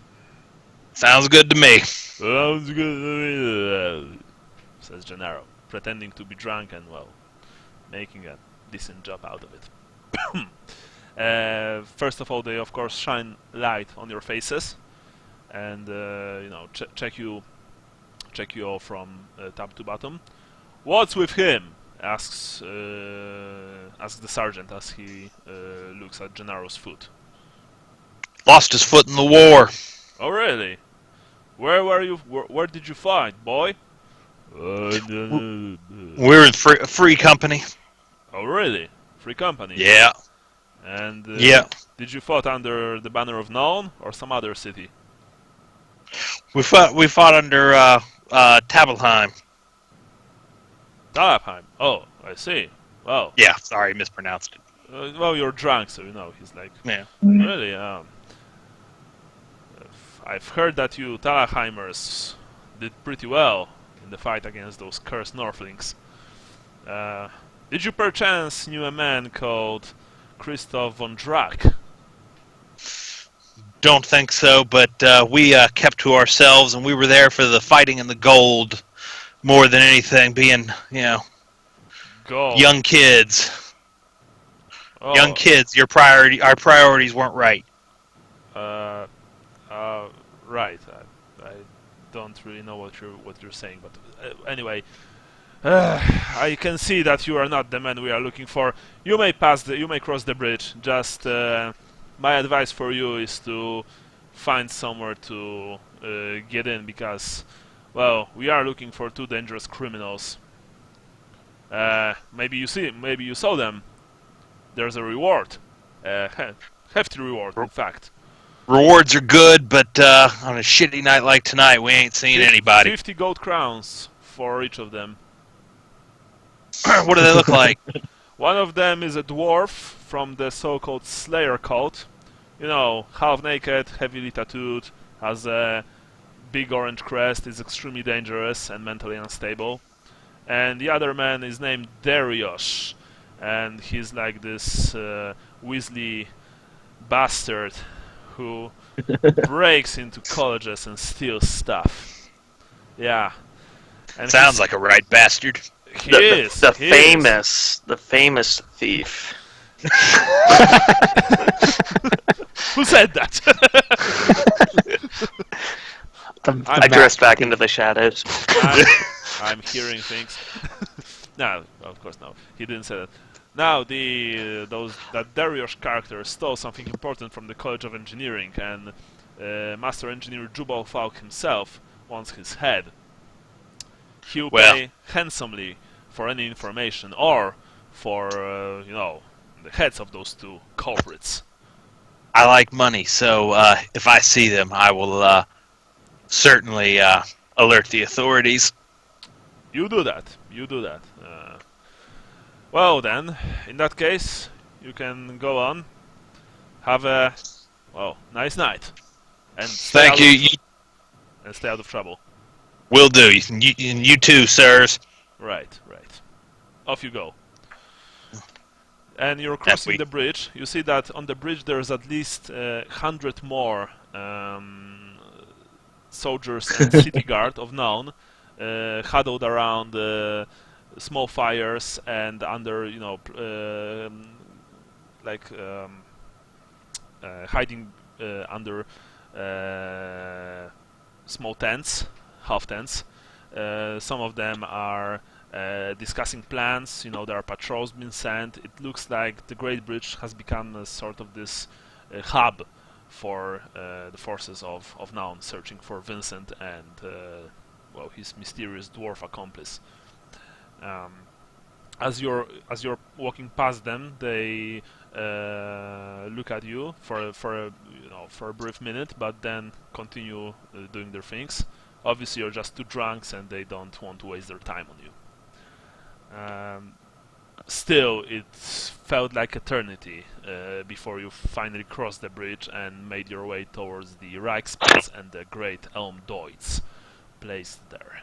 But meanwhile, you guys, you are walking through the alleys, approaching Industrial Platz. Even though you've lived some time in Naun, you still don't really know the place that well. As well, it's obviously very big, and you're not exactly the tourist types. So, when suddenly you've enter right into the Industrial Platz, you are kind of surprised, especially since it's also crawling with men. There are multiple fires burning there, although they are rather weak because of all the rainwater dousing them.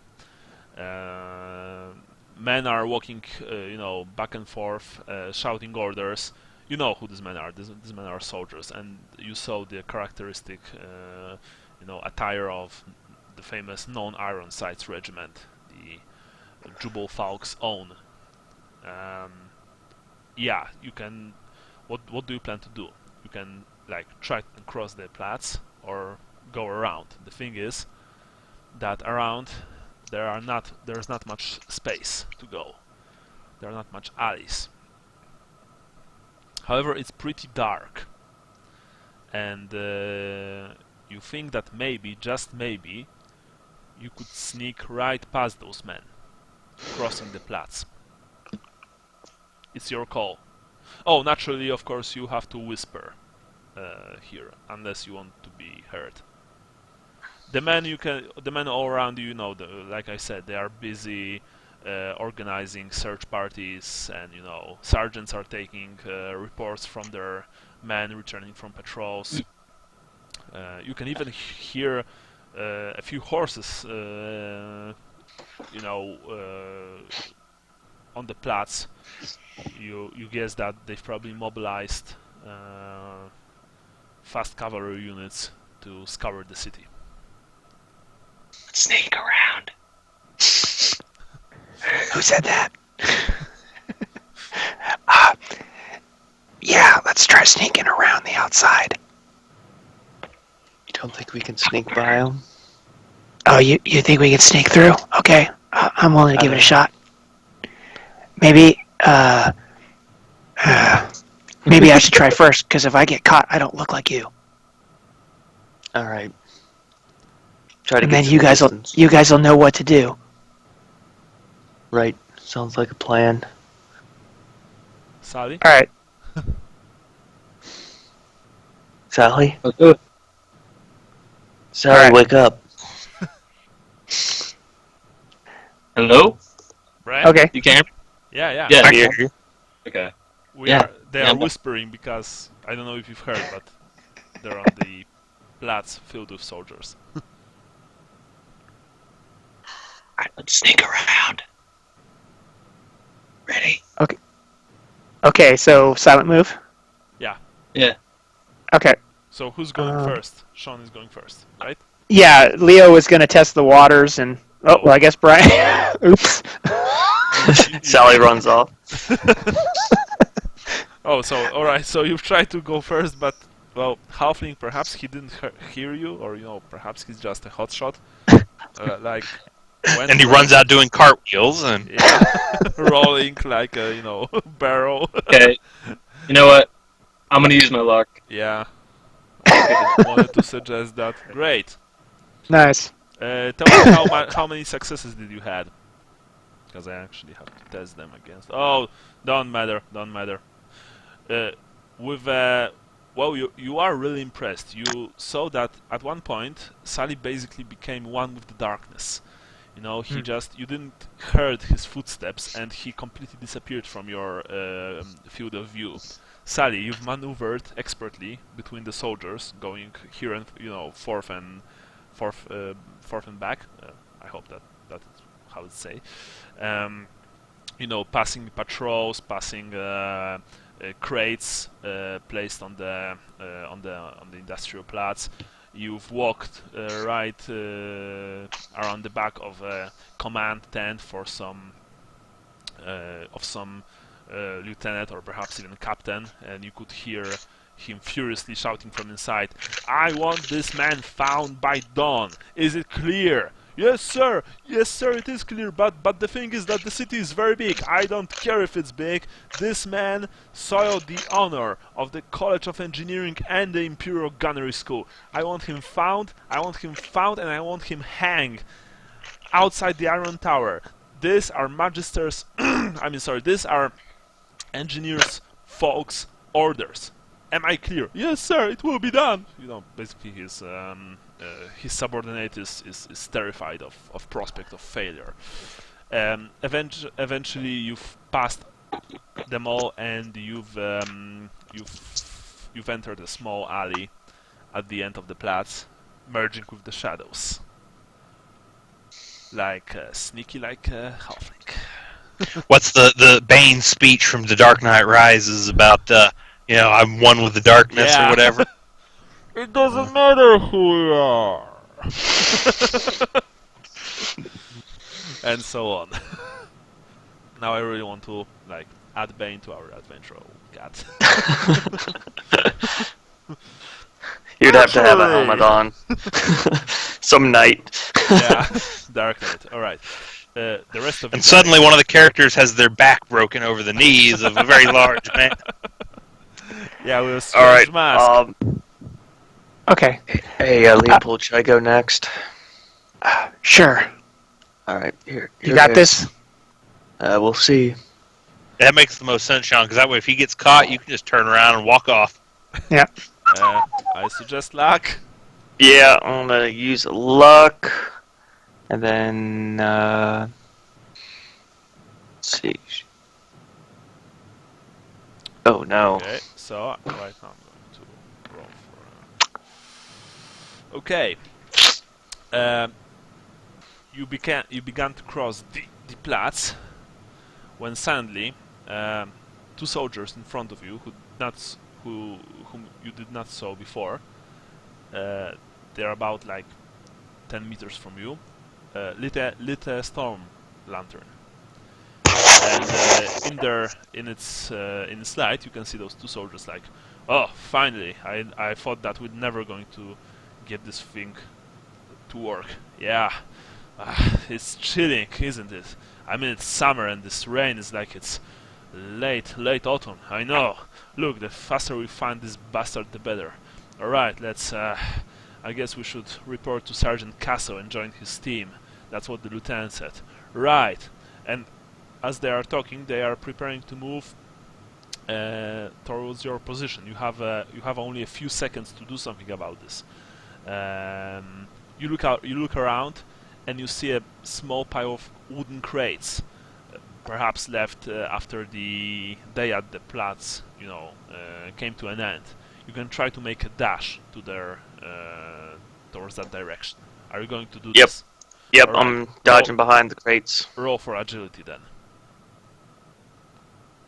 Oh, Nice. you've made it just in time. Fortunately, the Platz is of course cobbled, so there is no slick mud. You've made a dash towards the crates, and you've made it just in time as the light from the lantern hit the spot where you were standing a second before. Yeah, the men are walking, passing past your position, and then disappearing into the gloom.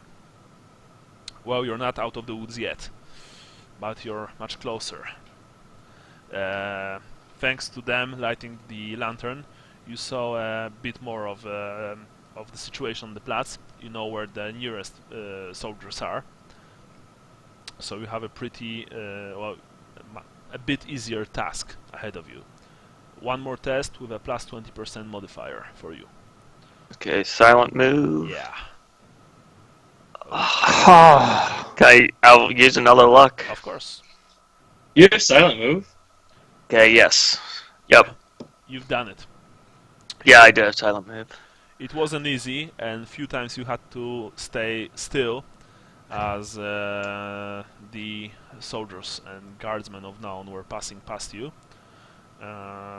One of them moved about 2 meters to your right and didn't saw you. You were so stuck still. Finally, you've reached the alley where Sally is hiding, and you've joined him. Alright, so now it's just Leopold. You're up. Okay. So Leopold is going to silent move with +10 for Alley Cat. Great. Son of a. No, he's not. All right. I'm going to spend a luck point. Good idea. And let's go. All right, that's better. Like a pro. Although I will just. Oh no. Yeah, you've just sneak around, like a fabled thief of legend, around the many patrols, many men. You've also walked past the lieutenant's stand, and you've heard him yelling, at his men to find the bastard, to find the accursed Darius. Suddenly Vincent has a new name, accursed Darius. It's a good one. Yeah. Well, yeah, he did. He probably just, really, really made some people very angry. Eventually, you reach the alleyway where Vincent and Sally are hiding. You're all free. You're all reunited at the other side of the industrial platz, and you continue your way towards the Iron Tower.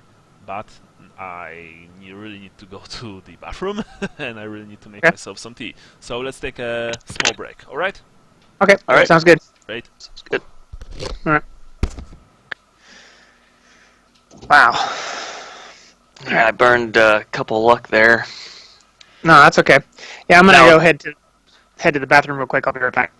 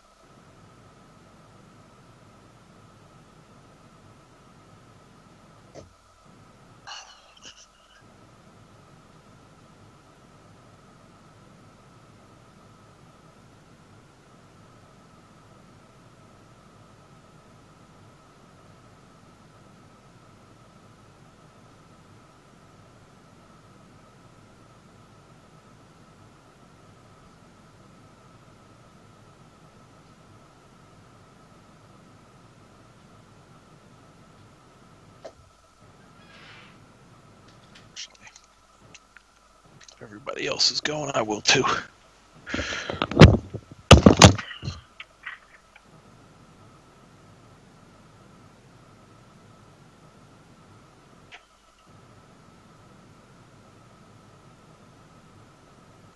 No, sorry guys, back. Anybody else there?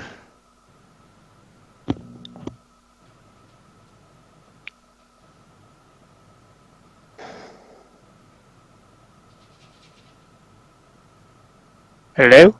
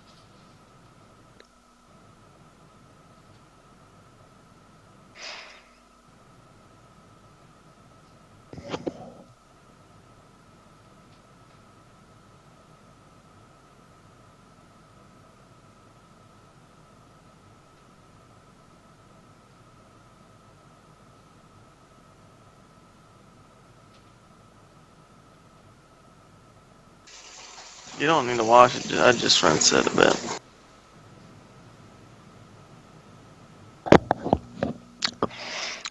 So sorry, you were saying something, Vincent? Hello? Hey, Jason, you there? Yeah. So sorry, you were starting to say something when I jumped away? One moment.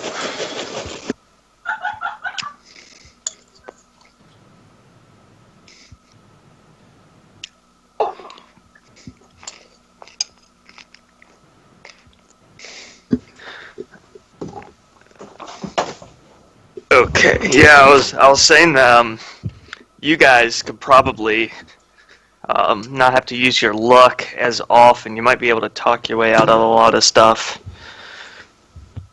Yeah, that's true. I think you're right. I just felt like I failed it so badly.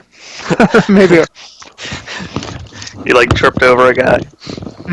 Well, also, I think one of the problems is that it's harder to explain what I'm doing over here Yeah. in this part. So that was the other reason why I opted for the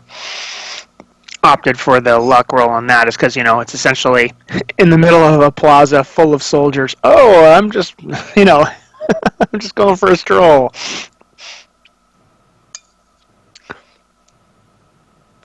It's a beautiful night for a walk. Mm-hmm.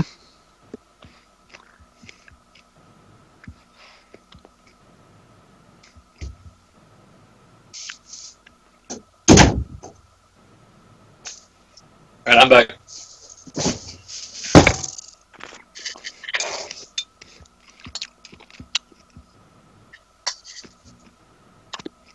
Sorry, I'm just stuffing my face here. Yeah, me too. Oh. Me too, Hey, but I muted my monitor or my microphone. yeah, I was thinking about that. I'm like, I should have muted that. Hey, that sewer thing that you did, Brian, that was pretty sweet. Sewer thing, what are you talking about? Didn't you post up pictures of like some kind of sewer terrain or goopy whatever? Wasn't that you? Oh, yeah. For the Las Vegas Open. Oh, is that what it was for? Yeah. Yeah, that's pretty cool. Well, thanks, man.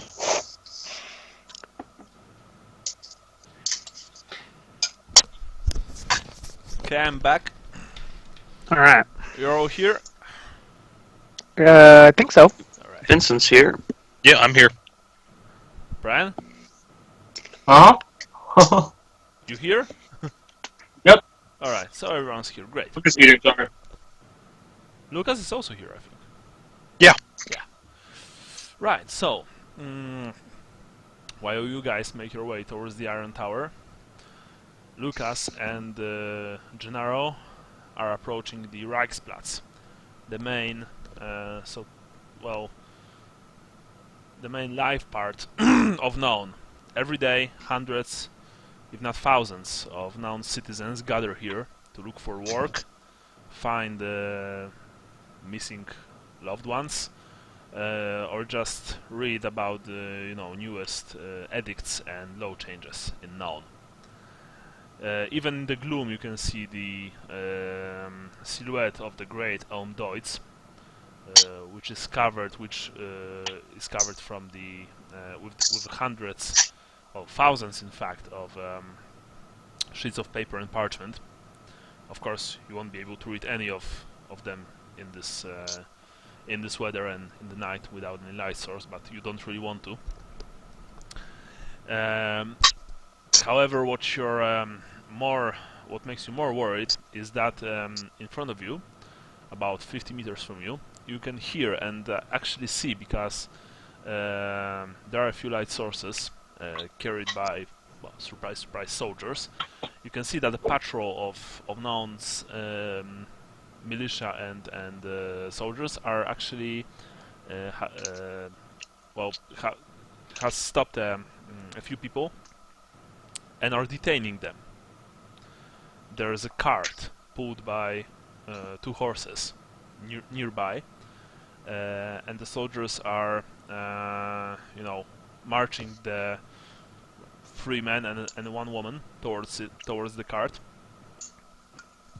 Of course, they are crying like, "We didn't do anything. We are innocent. We don't care. You have to answer a few questions. You've been captured near the area where the accursed Darius has been spotted."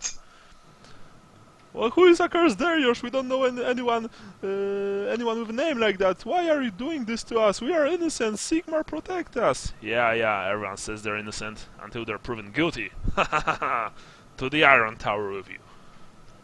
Is there like a tavern or anything right where we are? Yeah, actually, Reichsplatz is surrounded by many taverns and shops. However, many of them, you see, have their windows dark. If I see one that's open, we're just going to head towards there. You see that on your left, about 40 meters from you, a pair of lights is shining, from the gloom and the rain.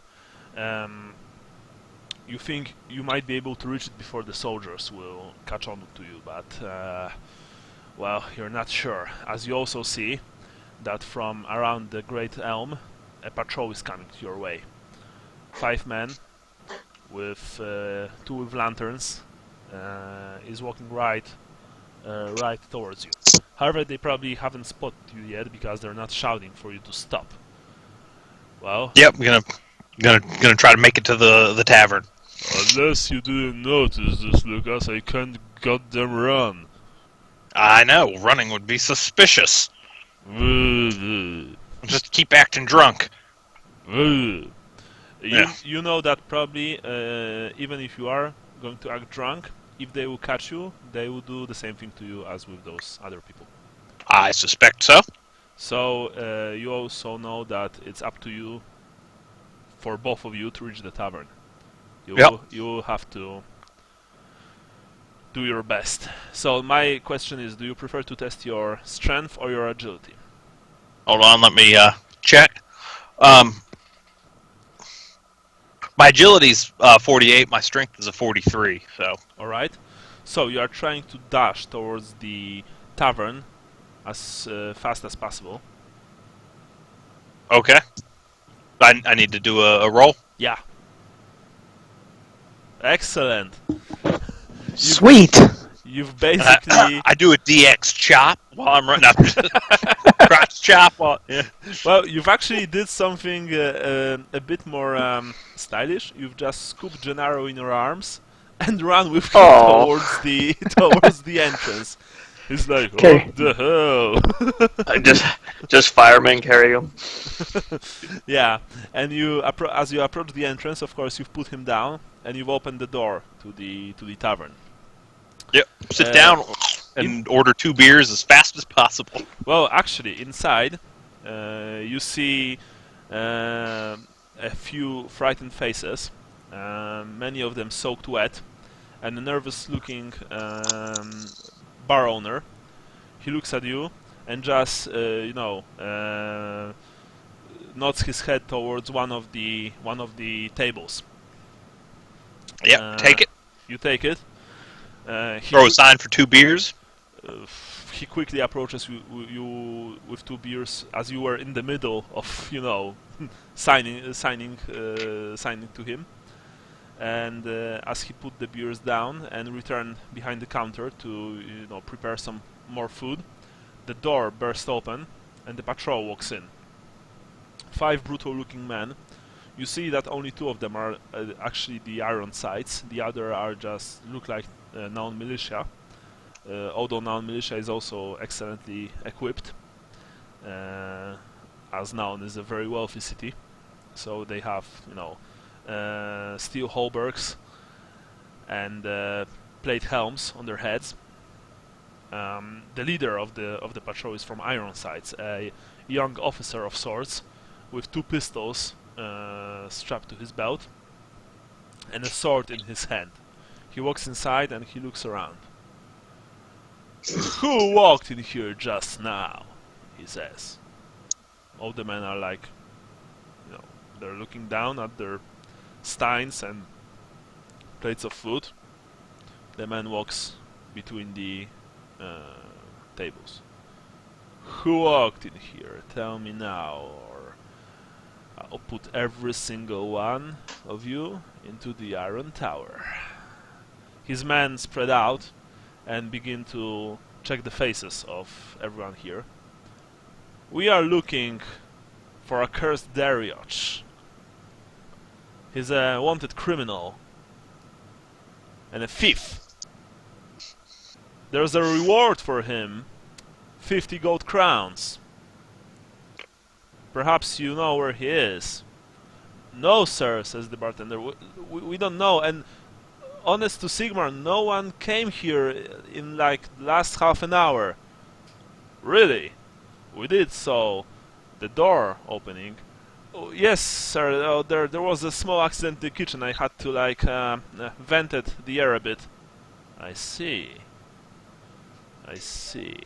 Well, and he walks from one table to the other, asking a few questions.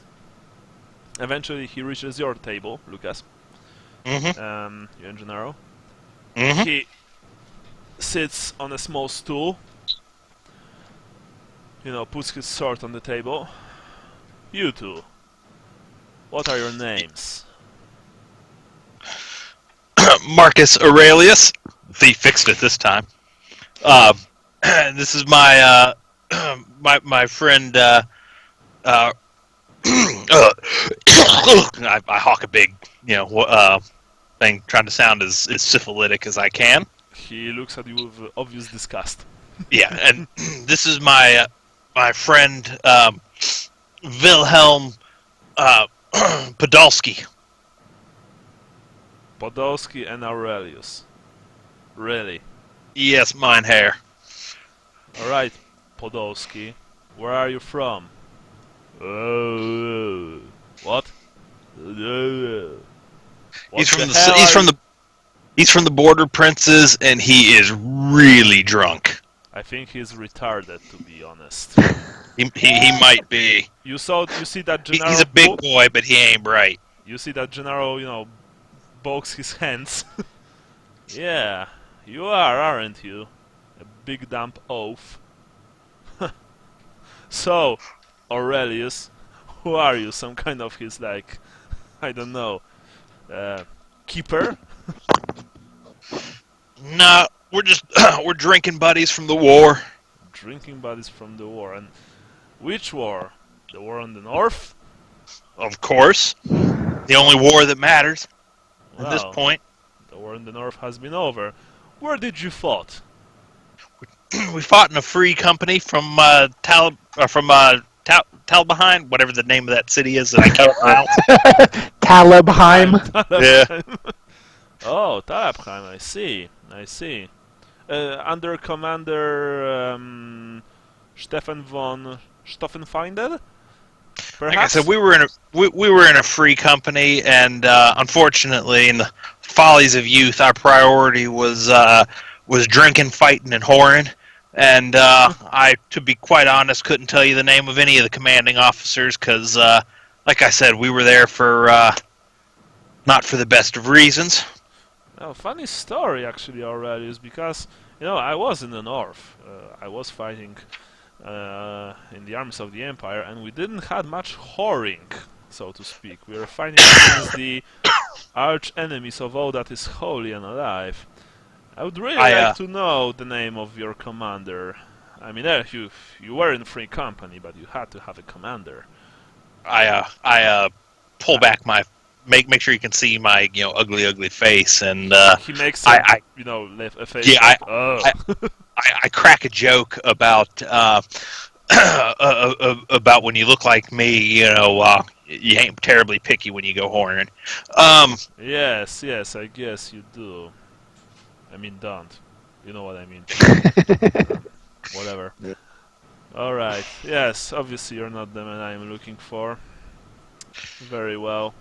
Now, Aurelius, however, if you do have any information on the accursed Darius, there is a hefty sum of money for you.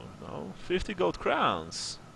You could maybe do something with that face of yours. It looks like... As is evident from my last statement, I like money, so if I see him, I will be certain to help you out.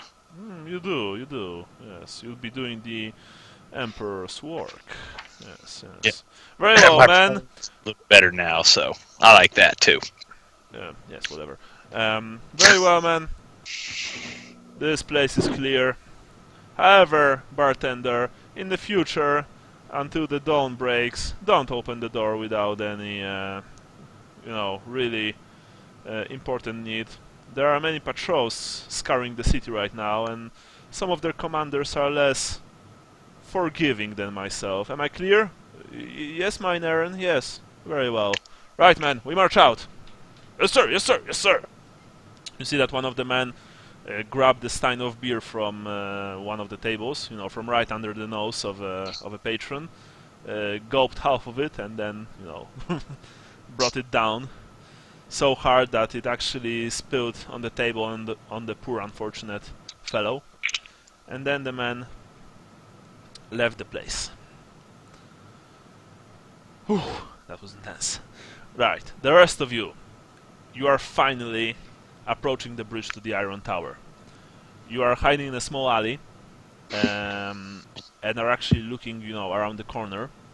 The rain is actually wearing off a bit. It's still there, but you can feel that it will probably, end quite soon, which is both good and bad for you, of course. You see that on the bridge there are no visible lights. What are you going to do? Okay. Well, I guess we can either cross the bridge or we can find a boat. Sounds perfect. I think we try the same strategy where one of us sort of tests the waters, and I'll go first. Okay. I mean, let's see. And by test the waters, I mean the bridge. Just the bridge. Yeah. So Alright, Sally, why don't you go ahead? Alright. So, how do you approach it, Sally? Are you going for the old, I'm sneaking. Sneaking type, or just, loud and proud? Sneaking. Alright, go sneak.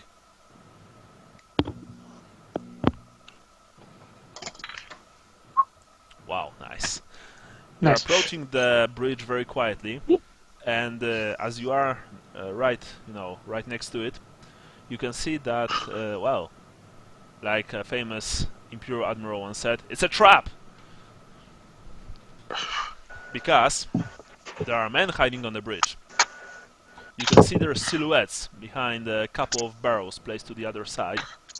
You can see the silhouettes of their long weapons, sticking from behind the barrels. If you would have to guess, then you know that once you're on the bridge, they would sprung their trap. I'm gonna back up slowly. Alright. However, you also saw as you were approaching the bridge that under it there are like all those planks and semi walkways. Ooh. You know, but because you have night vision basically, and there was a bit of light, so you saw that. I mean, you're guessing that they can be traversed, but it would probably be dangerous. Can I still see Leopold and Vincent? Or, like, can they see me better yet? From your position, Yeah. roll for perception. I guess what's more important is, can they see me?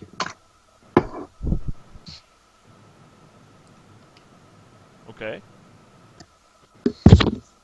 Leopold and Vincent? You want us to roll perception? Yeah, but minus 10. Okay. So just what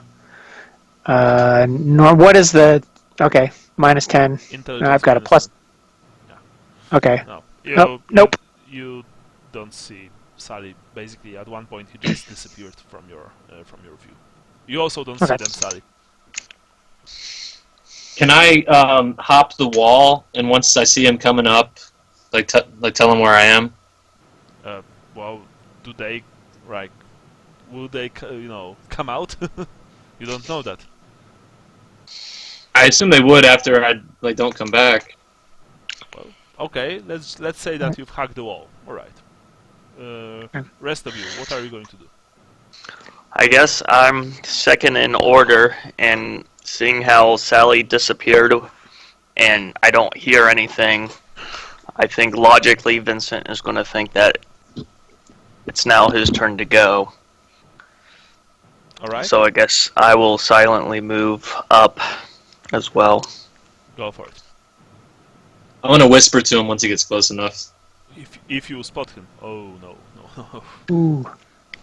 Alright. You've tried to be sneaky, but the rain and the wet cobblestones are like a really bad combination, and you've actually slipped at one point, falling on one of your knees, and you've tried to, hold a yell back, and almost managed it, but a sharp yelp escaped your lips. Sally, you've heard that, and from the noises on the bridge, you also realize that the soldiers there also probably heard that. You've heard like a quick movement on the bridge. Vincent, over here, quick! Vincent, you hear it. You can hear it. Okay, I wanna move directly towards the voice, All right. Sally's voice. You I see, that, Up the wall. you see that Sally is hugging a wall of a small stone building, staying in the shadows. You are joining him. Whew, you've made it. I didn't see you. I didn't see where you went. What's going on? I just want to make sure we're not talking when the guys come close. You want to what? You want to do what? I just want to make sure we're quiet in case the guards come to investigate what that sound was. You don't hear any movement from the bridge.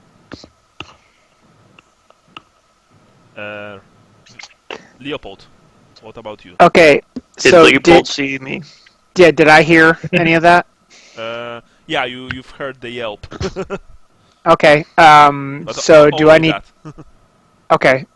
Can I perceive if I can see where he went or where he is, or is that not possible? You can try a very hard perception test. Okay. Nope. You have no idea. Okay. Okay. It's too dark and it's still raining. Albeit more lightly, it's still raining. Okay. So I guess I'm following the procedure, and I'm going to try to sneak to the bridge. All right. Go for it.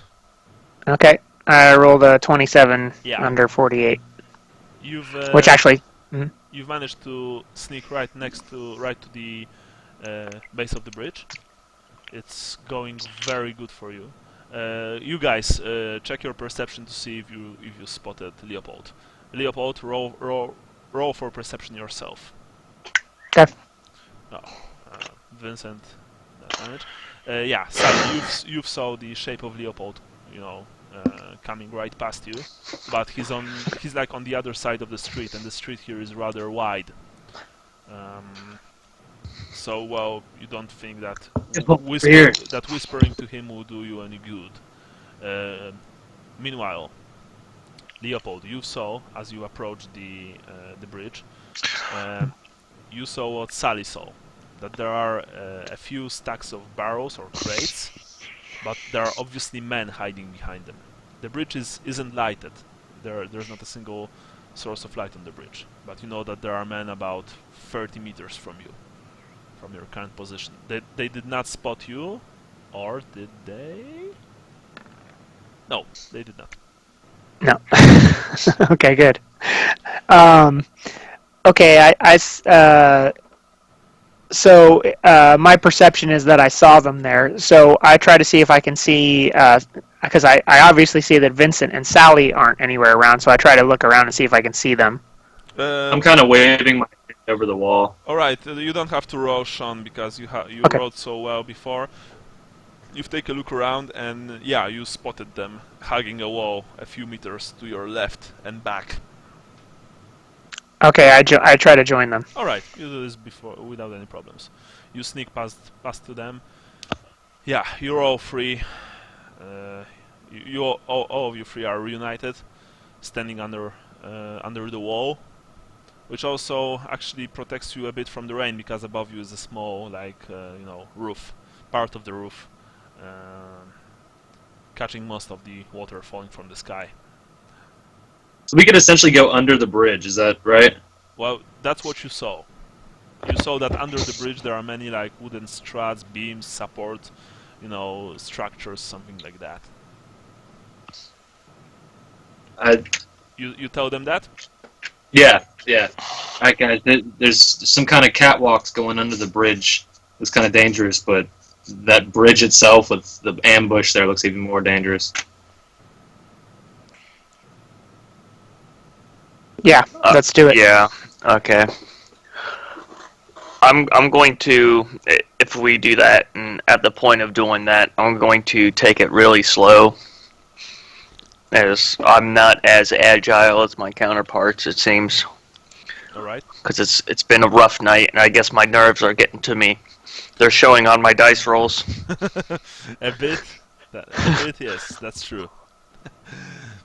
All of you approach the bridge slowly and quietly. Since you know where the ambush lies, you make sure that you won't be spotted. That's why you don't need to roll for sneaking anymore. But now you are going under the bridge to reach the iron tower, and then the second part of the bridge. Alright, basically everyone rolls for agility, and here's the thing. You can try to cross it quickly and have a minus 10%. Take it normally and roll for your basic stat, or take it very slowly like Vincent suggested, and get a plus 10%, but it will take a bit more time. It's up to you. I think slowly. Alright? Yeah, slowly sounds perfect to me. Alright. Vincent? Oh yeah. Slowly. As already stated, I'm going to take my time on this one. Alright, so we begin to cross the underside of the bridge. The underside of the bridge is actually pretty hazardous. Many of those beams, struts, poles are they're obviously wet and slippery, and some of them, as you walk over them, you can also hear that they are begin to crack and groan under the stress of your bodies. You're not sure if they will hold you, and under you is are hard currents of River Reich, which in this point it's actually pretty deep. It's pretty deep because Naon is one of the few cities in the old world that allow the seafaring ships to cross its waters. That's why the Great Bridge can actually be pulled up. So you know that if you fall into the river, you're essentially done for. So, please roll, each one of you, with a plus 10% modifier, and yeah. I hope I don't end up feeding Tal. Alright. Banana, you mean? Ah, son of a. Time for luck. So close, too. Oh, and with No, you. I see a Well, double. Jason, you Bonus, got I it. passed, yeah. Yeah, I have to roll again, though. Because Yeah, I did not yeah. pass with plus 10%. Oh, God. Alright. Is this Doesn't is mean this a fake? necessarily fell though. Wait, now Let's see. you are passing, you are all passing, going very slowly through the underside of the bridge. Sally, thanks to your wide feet and good sense of balance, you don't have much problems. Vincent is going very, very slowly, using every possible, like, 3 points of contact. yeah, exactly. Unfortunately, Leopold slipped. Leopold was walking. Well, he was last. Let's say he was last. Yeah. Leopold, you've slipped, and in a split second, all your life has flashed in front of your eyes as you began to topple into the River Reich. However, Vincent, you've heard, or rather felt, more than heard, that something will happen to Leopold. You can try and catch him. I'll try catching him. If you manage to do this, you'll be fine. If you fail, you have to make additional test or fall with him. If you roll a botch, you both fall into the water. Okay. I will. Alright. What am I testing for? Agility. Or strength, depends on you. No, sorry. This time it's agility because you have to react fast. Okay. Oh, that is. Any more luck? I'll burn my last luck. Alright. You only have one left? Oh shit. Yeah. Oh. Snap. That's even worse. Alright. So start rolling up your new characters. Yeah. Sally, my question is, do you want to burn your luck to allow Jason roll once again? I sometimes allow for things like that in my games, not often, but when it's dramatic. I'm out of luck for today. Oh shit. I used it twice. 8 points. 8 points. Yeah, I think we're getting to that point. Alright, so it looks like this. You were trying to walk quietly under the bridge. However, Vincent slipped. Leopold tried to catch him, but the patchwork, patchwork construction under your feet gave up, and you've both went down with in a shower of splinters and timber and whatnot. Sally, you've managed just in time to make a leap forward and grab a piece of slippery dank wood to avoid their fate. You can only see helpless as both of your friends tumble into the water. And unfortunately, men above you heard that too. Suddenly there were shouts. What was that? What was that? They're under the bridge! They're trying to cross the bridge to the Iron Tower! Alarm! Alarm! You suddenly also heard like something like this, and the sky over the bridge suddenly lit up with a dazzling brightness. Alarm! They are trying to cross the bridge! Stop them! Lucas and Gennaro, as you've emerged from the tavern and begun, the long walk to Nero's house, suddenly a flash of light to the southeast caught your eye. It looks like fireworks, actually. Multicolored flashes of light above what you guess is probably the Iron Tower. That can't be good. Alright, boys, I need you both to test swimming.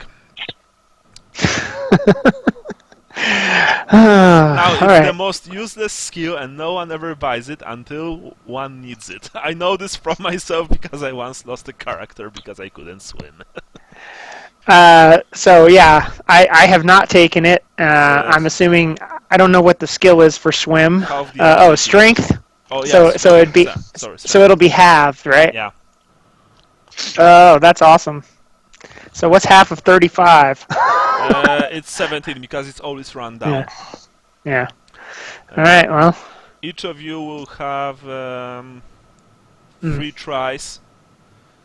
If all 3 fail, you drown. Okay. Oh my god. I'll roll my second one. Yeah. I failed. And Vincent. Oh, there you go. Yeah. And my last one. So it looks like fate points all around. Yeah, I didn't pass a single one. All right. Basically, you had to burn fate points. All right. A single one each. Sally. By the way, you guys almost went down, but you've managed to grab a piece of timber, probably from the bridge, and haul yourself on it. The river basically just pulled you in a direction that you're not really sure. Which direction is it? Because it's everything. Your lungs are half filled with water. You are coughing. You are trying to just stay alive. Meanwhile, Sally, you know that you don't have much time. You can hear men above you mobilizing and I'm moving. yeah, trying to ascertain who is under the bridge, if anyone is left there at all, because you can hear someone's in the water. Flash some light towards the river. Where are they? Where are they? Do you think it's Darius? I don't know, you fool. Give me some light. Yes, yes, light, and so on. You are moving. You've eventually, or did you? Yeah. You've eventually managed to reach the Iron Tower, the island upon which rests the Iron Tower, and yeah, you are there. To your relief, you see there are no guards here, and you think quickly, why is that? You don't see any lights. I mean, apart from those coming from inside the tower, of course. You quickly deduce that probably they've secured all the bridges, but they did not secure the islands themselves, thinking that unless they'll cross the bridge, they won't be able to land on the tower.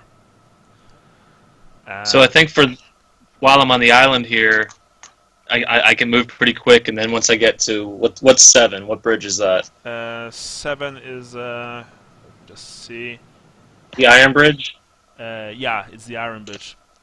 So I have to get to the Iron Bridge, to Aber Island, to 8, which is Reich Bridge. The Reich Bridge. Yeah, go carefully under the bridges and take my time. But as long as there's no one on the islands, I want to move as fast as I can to get away from that bridge. Yeah. Because it seems like they're focusing their attention there right now, and this is an advantage.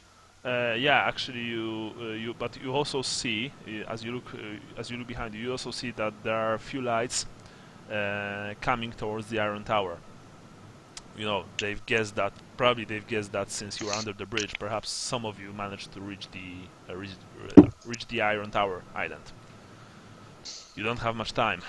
You know that you probably won't be able to cross quickly under the Iron Bridge. For a second time, if you know what I mean.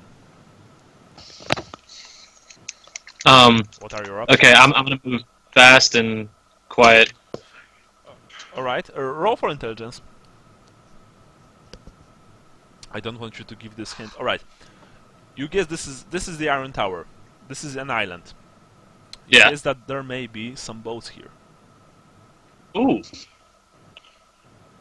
Can I peek over the wall and see if there's anything? Well, you would have to check the shores, but you also know that you don't have much time. So my question is, do you check the west-north shores or southeast one?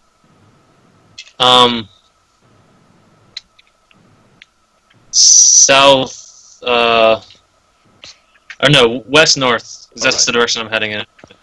You quickly approach the northwest shore. You can hear right now that the guards have actually crossed to the Iron Tower Island and are actively searching through it. However, run out smiles upon you as you see a small fishing boat. In fact, a few small boats like those used by fishermen anchored to the right next to the shore. I'm gonna go take one. All right, you're taking one. Quietly. Yeah, of course, you're doing this quietly, although you don't really probably have much time to unravel the knot, so you just cut it with your knife. And then you head out into the river, trying to reach the other side. Trying to reach... and are you going to try to reach the Handelbezirk or the Kaufmann district right away? Handelbezirk is closer, and you could probably reach it without much problems, but you know that you would have to pass the High Gate, which obviously will be very heavily defended. But you could try to pass under the Glory Bridge and land on the shores of Kaufmann district. But I think it will be harder.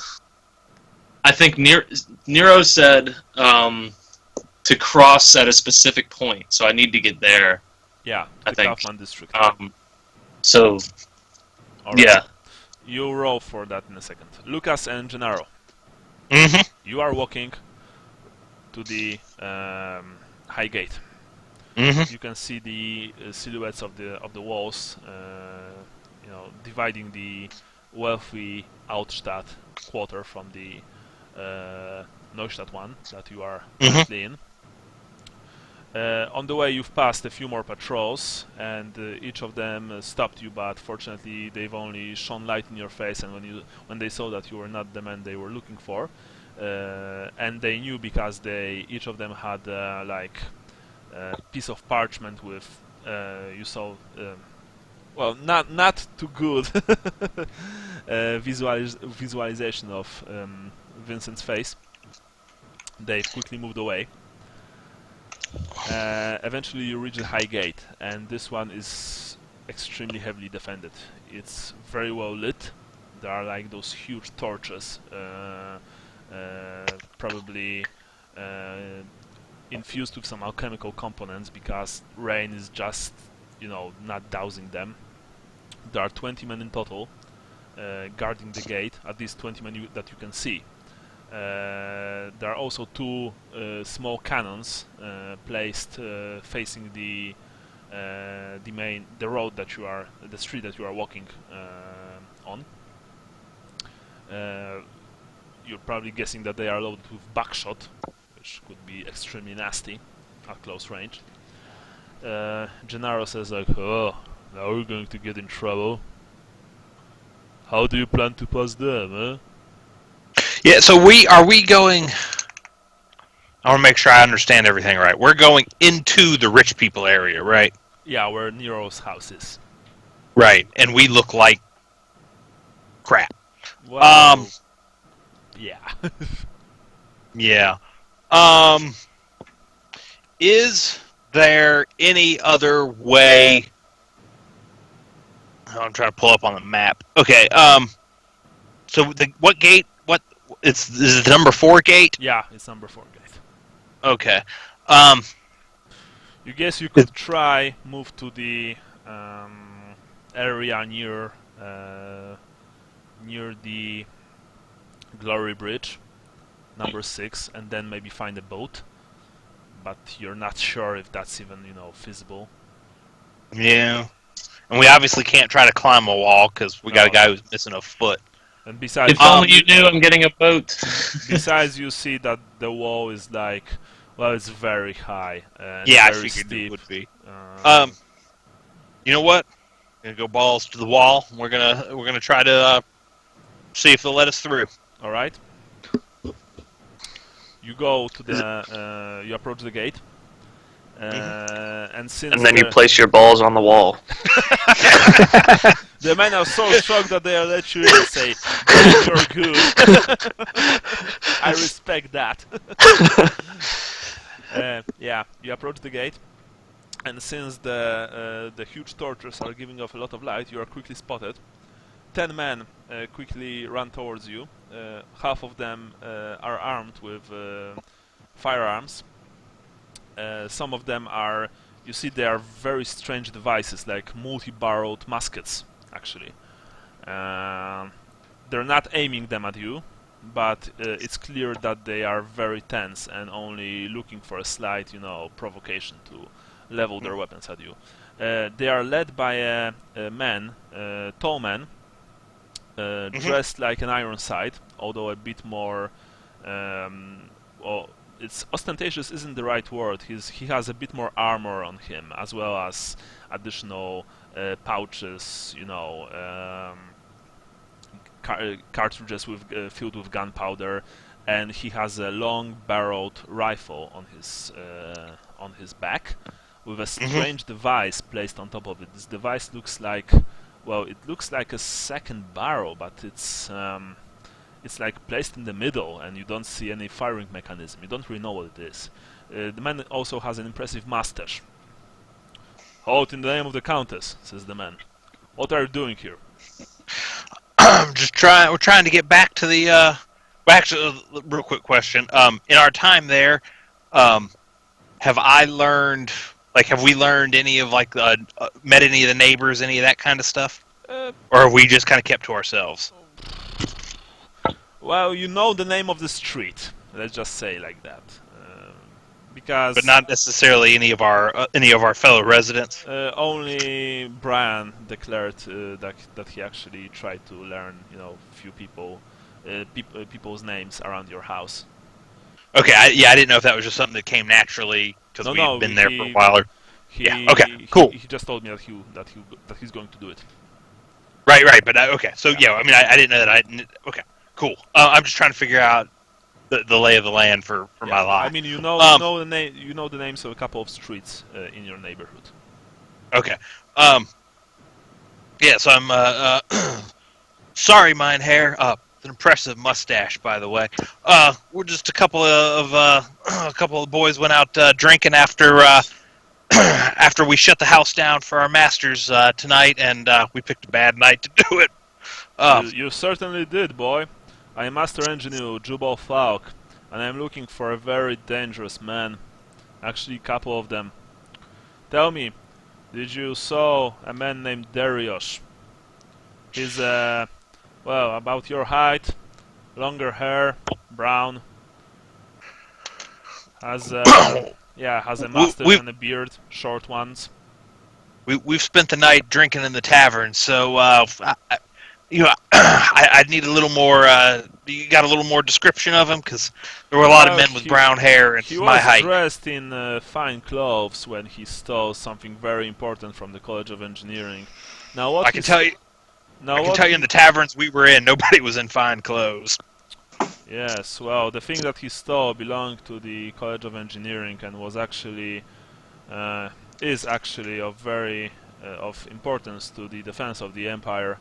This makes Darius one of the most wanted criminals right now in the Hall of the Sigmar's land. Sounds like a right bastard. Yes, well, given what he can do with the knowledge that he stole, it's imperative that we find this man and bring him to justice. It's not only about the honor of the college and Imperial Gunnery School, because we helped them develop this thing, let's just say, but it's also about, security and safety of the Empire. If this thing falls into wrong hands, Sigmar only knows what can happen.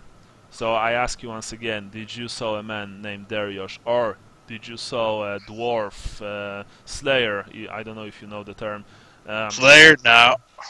Yes. What's that? Half-naked dwarf with a high crest, dyed orange, big axe. Whoa! We certainly did not see that. Oh, damn it. It's like searching for a needle in a haystack. Very well. Man, check them. See if they have anything suspicious on them.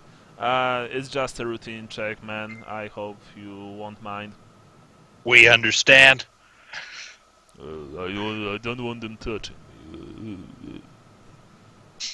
I kind of lightly tap him on the face, and I'm like, sober up, Joachim. It's the guards. They got to do it, you know. Oh yeah, by the way, asks Falk, what's your name?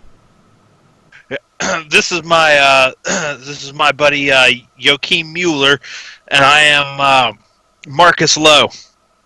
Oh, I see.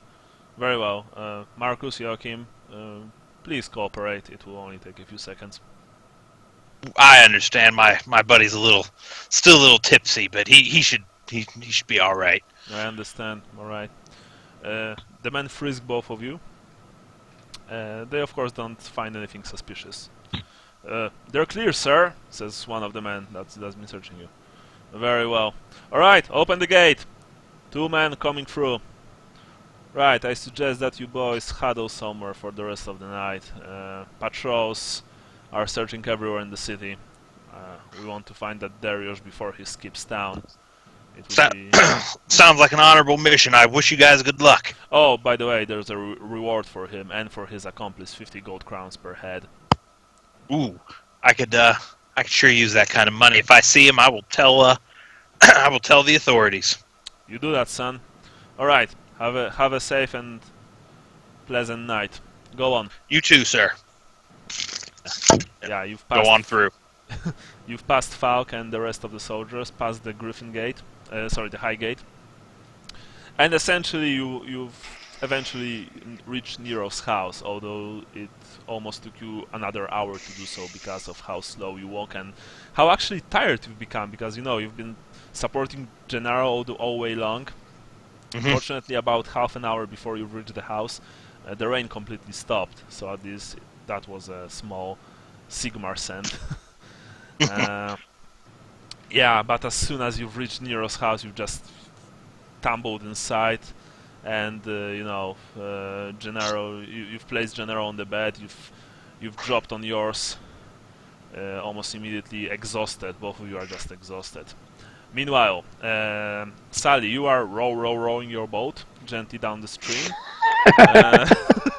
Well, not really gently, because River Aver coming into River Rye can be a real bitch. So you have to row. But before the current caught you and forced you to fight for your life, you've managed to fish 2 friendly individuals from the water. Oh, thank goodness. Yeah, you found Vincent and Leopold hanging for dear life to a rotted plank that almost gave away under the weight. You've helped them get on top. They've of course hacked their lungs, spitting water. Yeah, but the bad news is almost as soon as you've put them on board, the current grew a lot stronger and began to actually take you away from the Kaufman district's shore and towards the Handelbezirk shore and the Great Bridge. And you know that since the Great Bridge is probably, well, it is, because even you can see it even from here, it's very well lighted. If you go into the range of those lights, probably they will not hesitate and just shoot the whole boat. Which way is the water flowing? Towards the Neustadt, like towards the west. And towards the west. Yeah. And you won't go towards the east under the. I thought it was going east. No. All right, under the Glory Bridge. I'm happy you're alive, but we need to row. Let's row. Yeah. Yeah. Well, we got 2 drivers. Does anyone you have? Yeah, actually, drive. So. Is there another oar? There are 2. Okay. And now, one of you tests drive, with another giving him plus 10% for helping, basically. Because you're the drivers, so Drive is strength. I don't know how strong you are. Not very. Let me see. My strength is 35. I'm 38, so we're about the same. So. All right. Okay. Like I said, you get 5 chances, like 5 rolls total. If you fail the 5 rolls, you will go. The current will actually push you into the into the range of the lights of the Great Bridge, and it will go badly for you. But if you pass 2 of those tests, you land safely on the side of the Kaufman district. If you fumble, the boat will capsize. Basically. Okay. No pressure. Because the current is very strong and this boat is small. It's actually you all barely fit in. It's probably a boat for a single person or 2 people max. So you know. I got 2.5. Yeah. So then, Vincent, do you want to row and I'll assist you? Or do you Sure. want- Okay. All right. I'll grab the oars. You grab the rudder. All right. So, and that's a plus what? Plus 10 from Sean. Okay. So up to 48. Great. So Nice. that's 1. You begin to expertly steer the boat, All right. moving towards the That's a fail. moving towards the Glory Bridge. However, the current is strong and is actively fighting you. Oh, Yeah, That's it's another actually fail. going. It's actually pushing you away. Okay. Got 2 more goes at this. Yeah. Aha! Sweet Success. But eventually you made it. Eventually, with help from Leopold and occasional help from Sally in rowing, you've actually managed to quietly swim under the Glory Bridge, which, well, even though you did not saw any lights on it, you've guessed that there are also soldiers, laying in ambush there, and landed on the shores of Kaufman district. And from here, you don't have to row anymore. You've eventually made your way to Nero's house. Ooh, should one of us stay with the boat, or can we just assume we drug it on shore? You've dragged it on shore. There are Okay. no problems. Yeah, there was a small beach on shore, and you've dragged the boat onto it. Actually, Not like we're getting out of town on that boat anyway. So Well, how else are we? yeah. I don't know, but that barely fits 2.5 people. We ain't fitting 2 more on it. Yeah, well, Vincent can get out of town on the boat. Yeah. There's a wagon at the north gate, right? Yeah. Yeah, We wait, still wait have a to second. get At the out. Griffin Because Gate. eventually you reached Nero's house almost at the same time as Lucas and Gennaro, since you were coming different ways. But both of them took a lot of time, so you've reached Nero's house with a 20-minute difference from each other. Yeah, first was Lucas and Gennaro, then you guys came in. You see that they are just laying on their beds, exhausted, and you see that Vincent, Leopold, and Sally all came inside. Gennaro just looks at you. Give me back my damn foot. He growls. The boys earned it. Let them have it. I'm going to exhaustedly reach into my pack and pull out a foot, and then just stand it upright in front of me, then lay back down. Great. You managed to do that. You've passed the foot to Gennaro, who quickly screwed it in place. Then I'm gonna be mumbling prayers to more. Yeah. Alright. You're all here. There are a few hours till dawn. You would like nothing more to just go to sleep, but the question is, are you going to wake up in time to catch the ride out of Nome?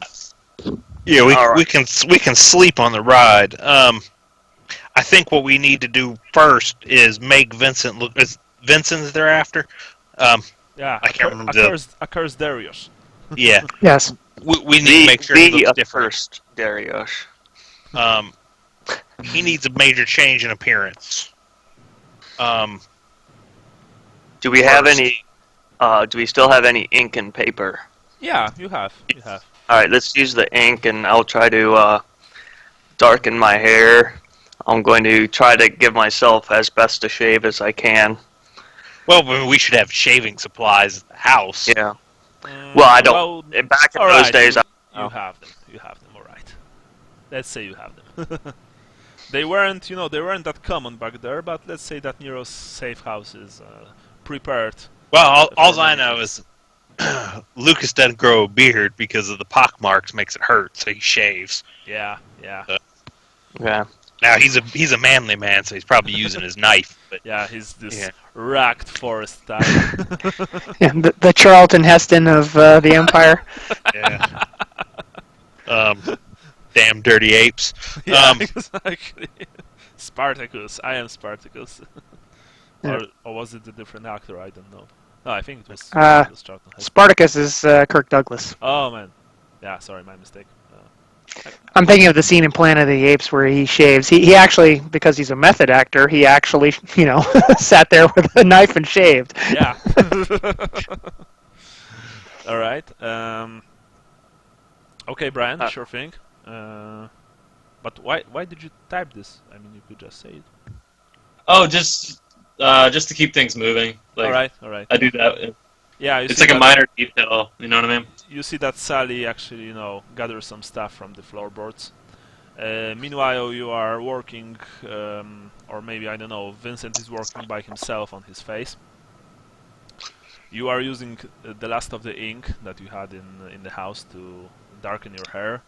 You are shaving your face, but you are so exhausted and your hands are so shaking that you've actually managed to... I mean, you've managed to shave, but you've also managed to, hurt your face in a few places. Not too badly, but, it will sting for a few days. All right. Yeah, you guys basically you are just wolfing down the food that's in the house. You're all so tired, but also extremely hungry from all those, nightly adventures. I'm going to say I'm going to take the boat out of here as soon as I can. I want to try to head east down the river Avery, and Why are you taking the boat?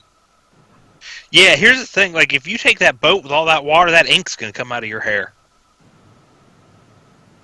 Not to mention, remember one thing, that River Aver, which goes into River Reich, flows northwest. Actually, flows more to the north, passes through Audorf and then into the Sea of Claws.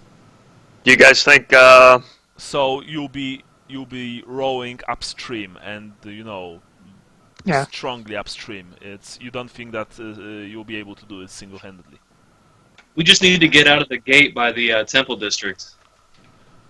Okay. Well, if Essentially. you think this, well, how do I look? How about that? Well, You look like shit, but what's that have to do with anything? Well, do I look? Punch him in the face again. Do I look like the great cursed Darash? Well, you didn't really saw any posters of yourself. You certainly look a bit less like you, but there's still the you still have your hair. Perhaps you should cut it. Is there any alcohol in the house? Yeah, there is. Yeah. I want to pour a glass for everybody, All right. just to calm the nerves. You've poured a glass of some, not too expensive but not too cheap wine for everyone. Gennaro immediately drank his and pulled himself another one. Then another one. All right. Yeah, the I got rest of you are sipping the wine, thinking what to do next. So, Sally, what's a good Italian name I could use Can you for a while? Can you do a Chilean accent? Because they Yeah, but we could gibberish with him. I'd say he's a mute. I'll happily cut his tongue out. No, just say okay. Also, what about your clothes? Because if you're wearing fancy clothes, you need to either Oh, swap clothes or change out of them. Yeah, well, I'm fancy not clothes. wearing fancy clothes now. Okay. When I was stopped, that was fancy clothes was one of the specific things they mentioned. Yeah. Um, fancy clothes, brown hair, beard, and with a dwarf. Okay. Well, I think we've covered all those bases. Yeah, I my was, only, we I need to was punch him shortening in the my face hair again. up. I'm I'm shortening my hair up, but I still want to leave some hair, and I want to make sure that's dyed. That way, they just can't be like, "Oh, you just shaved your head," but it's like, it's dark hair. All right. So trying to keep that. All right, Vincent, Yeah. I'll talk for you. You're tiling until we get you out of known. Suddenly you hear a sharp knock. In the name of the Countess, open the door! In the name of the Okay. Countess and the I go Imperial open the door. Gunnery School, open the door! I Shit. go to open the door, but Vincent is like in the middle of cutting his hair. And I'm Are the going that floorboards still direction, up? But Go upstairs, Vincent. Hide. Is the floorboard still up? Yeah, but Can't Right. fit. would I actually hide you? Alright, let's make this interesting. There is enough space for you to hide under the floorboards. Okay. All right. But I'm going to get only, really but small. only just. Okay. so I let the guards know that I'm coming because it's early in the morning, right? Well, not exactly. It's like 2 hours before dawn. Yeah, So so it's it's early like, in the morning for a rich person. Actually, there's already, a bit of light outside because it's still summer, so the sun's coming early. But the gloom is still there, and yeah. Vincent, you hide under the floorboards, and the rest of you, I presume, cover him with the floorboards. I chug the wine I had so that I have as much alcohol in my breath as possible. All right, And then I I jump go to into head. bed. all right. Um, You go to the bed. Gennaro, That's you see, actually- also jumps under the sheets and covers his leg. Leopold, what are you doing? I'm still sitting at the table. I'll put my feet up on the table and just look like my I'm. glass. All right. Hide my glass. I'm saying to Leopold as I'm getting into the Pass me my glass. Yeah. hide it because there's 5 glasses right now and there's 4 Alright. people. You actually see that it's true. Okay. I grab a glass and stick it under my shirt. All right. You could have just put it on the shelf, but It's got wine in it. Well, Two-fisted, dude. yeah, double fisted. Drink it. all right. As you discuss yeah. what to do with the glass, Lucas eventually reaches yeah. the door. Yeah. After trying as hard as possible to be as slow as possible. You were, but suddenly the banging in the door sounded like they are actually trying to get in. I shout, I told you, I am coming. It is early, and I am hungover. In the name of the Countess, open the door, or we'll use brutal force. We are coming. And then I Gross. get there. Yeah, and open it. All right. Outside, you see a small patrol of 3 men. Mhm. In front of them is a familiar figure of a known Ironside in his half-plate armor. This one is an officer, and he's got a multi-barreled pistol hanging. You say known in that I know the uniform, not that I have seen him tonight. Yeah. In the uniform. In his left hand, he holds loosely a multi-barreled pistol, and his right hand rests on the pommel of a rapier. Behind him are 2, normal city guards in the livery of known. We saw light coming from this house. It's the only house which actually has light coming from inside its windows on the street. Can we come in? Yes. He asks, of course, it's a rhetorical Yeah. question. I asked him if they would like to join in my early morning drinking, and offer them some wine. He walks inside. He looks at each of you. No, thank you. I'm on duty. I never drink on duty. Sirs.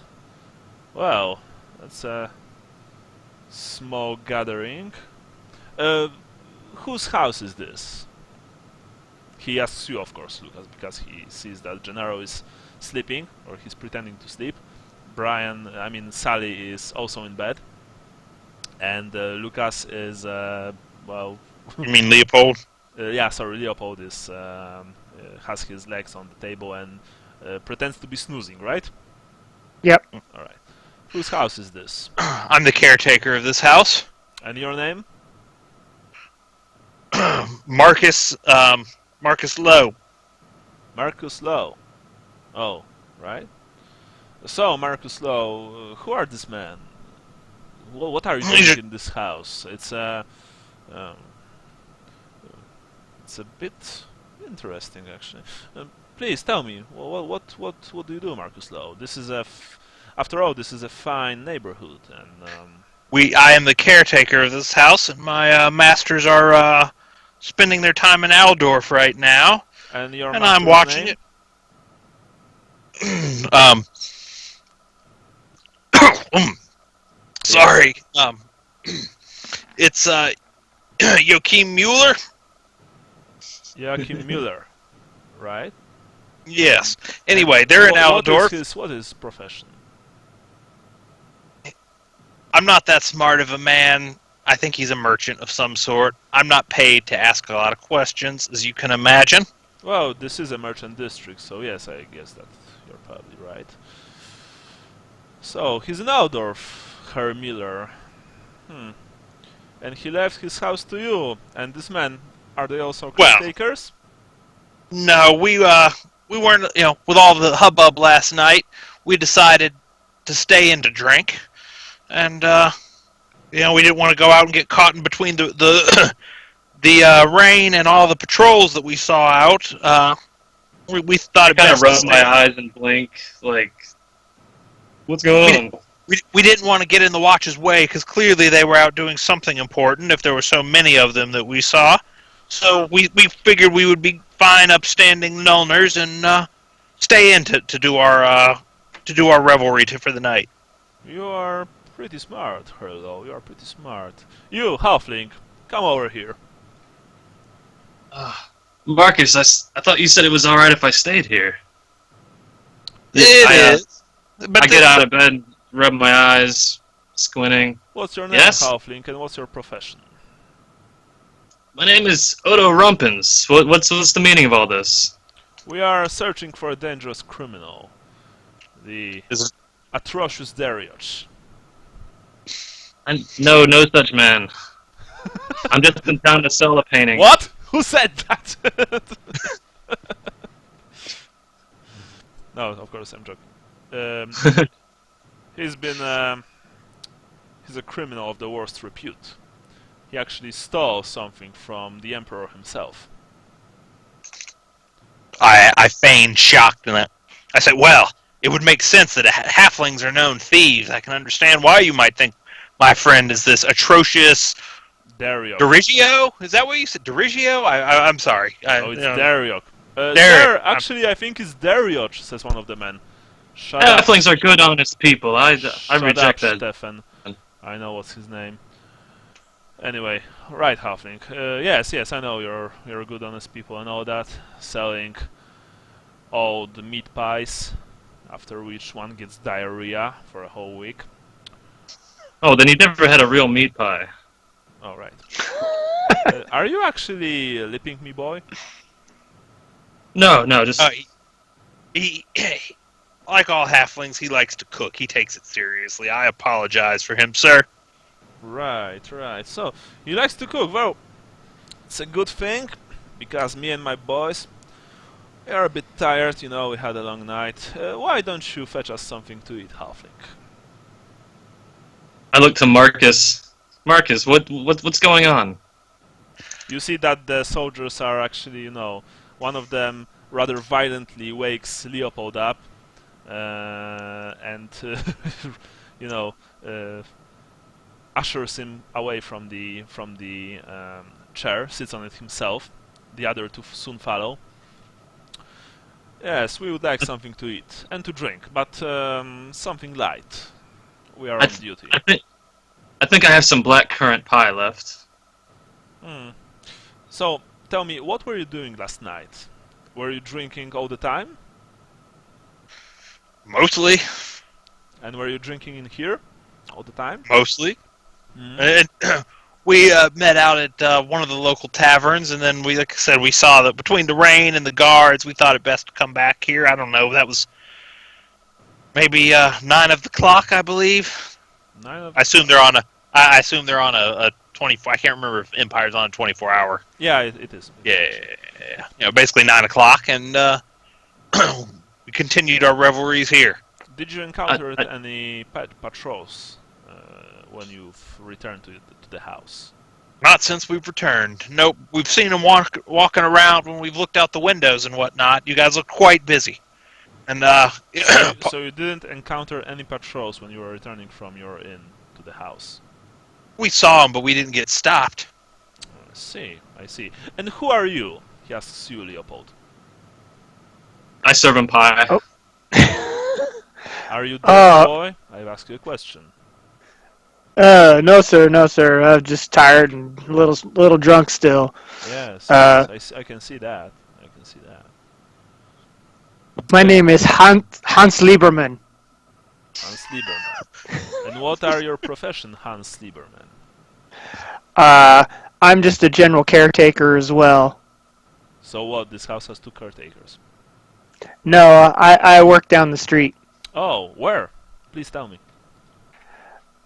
Oh, few doors down. Few doors down or few doors up? Down, I think. Down. Well, if you think down, then it's alright. I crushed up the seeds in the pie so it gives it a nice texture. Could you taste it? Please, tell me the name of your master. I forgot your name. Sorry, it's been a long night and I feel kinda tipsy. I mean, Hans Lieberman. Hans Lieberman, right. So what's the name of your master? What are you taking care of?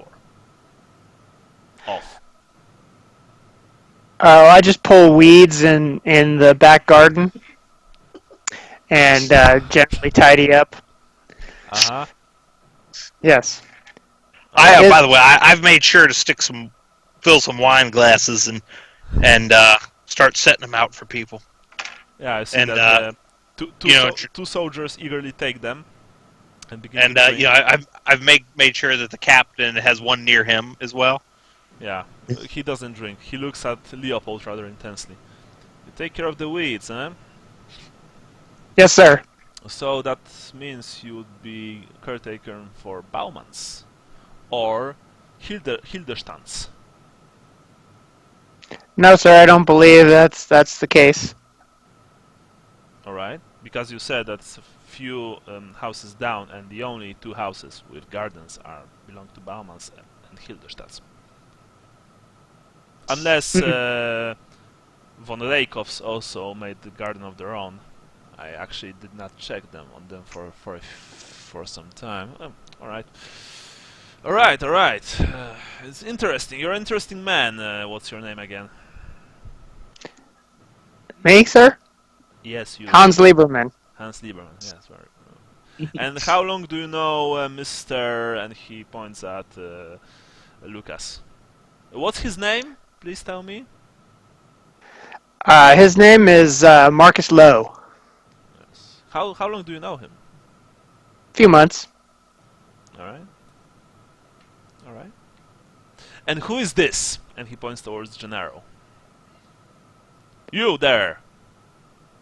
Get up! Gennaro sees like, ugh. He pulls away his sheets, and of course his leg comes into view. He's very drunk. We had to put him in bed before. Really, he's very drunk. That's interesting. Come over here, boy. Let me take a close look at you. What's his name? He's a friend of Mark.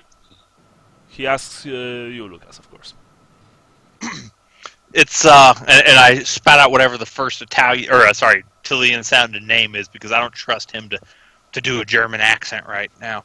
Or to do an imperial accent. I'm sorry. Yeah. Yeah, he's Mario Luigi skirt. You know, the sergeant. Donkey Kong. The sergeant looks at you with this incredulous look on his face and like, I see. All right. He's Italian.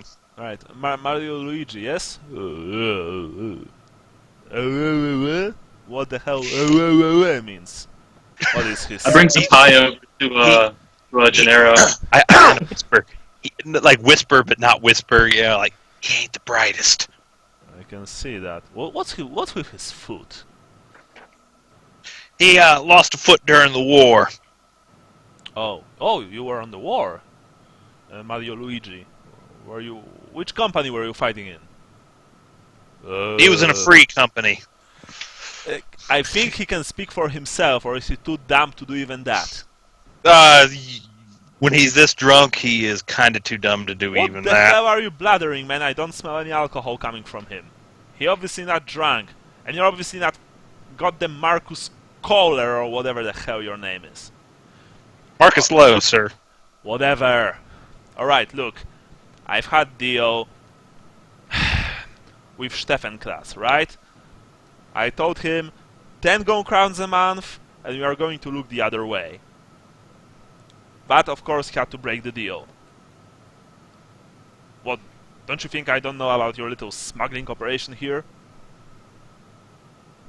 He looks I look at him. at each of you. I look at him as with a dumb look on my face because I don't have a damn clue what he's talking about. So well, first of all, you're not a caretaker in this district with that face of yours. I'm sorry, you'd barely pass a caterer in Neustadt, let alone in Kaufmann district. And you, he points at Leopold, you're not a caretaker who disposes of weed because there are almost no weed on this street. Alright, look, tell you what. You tell your boss that next month it's 50 gold crowns for trying to make a fool out of me. Alright? alright. Great. And I'm taking this wine. And he grabs the bottle and leaves. His two men are like, grabbing the last pieces of the pie and nodding towards you. You see that they're probably pretty new to this, and they also leave. Whew. Leave the gun, take the cannoli. Yeah. Yeah. Suddenly the floorboards open and, Vincent emerges. Actually, one of them was almost standing on top of you, Vincent, so... What the heck was that about? You had the unpleasant pleasure of smelling his feet. Hell if I know. But well, after smelling a soiled halfling's pants, I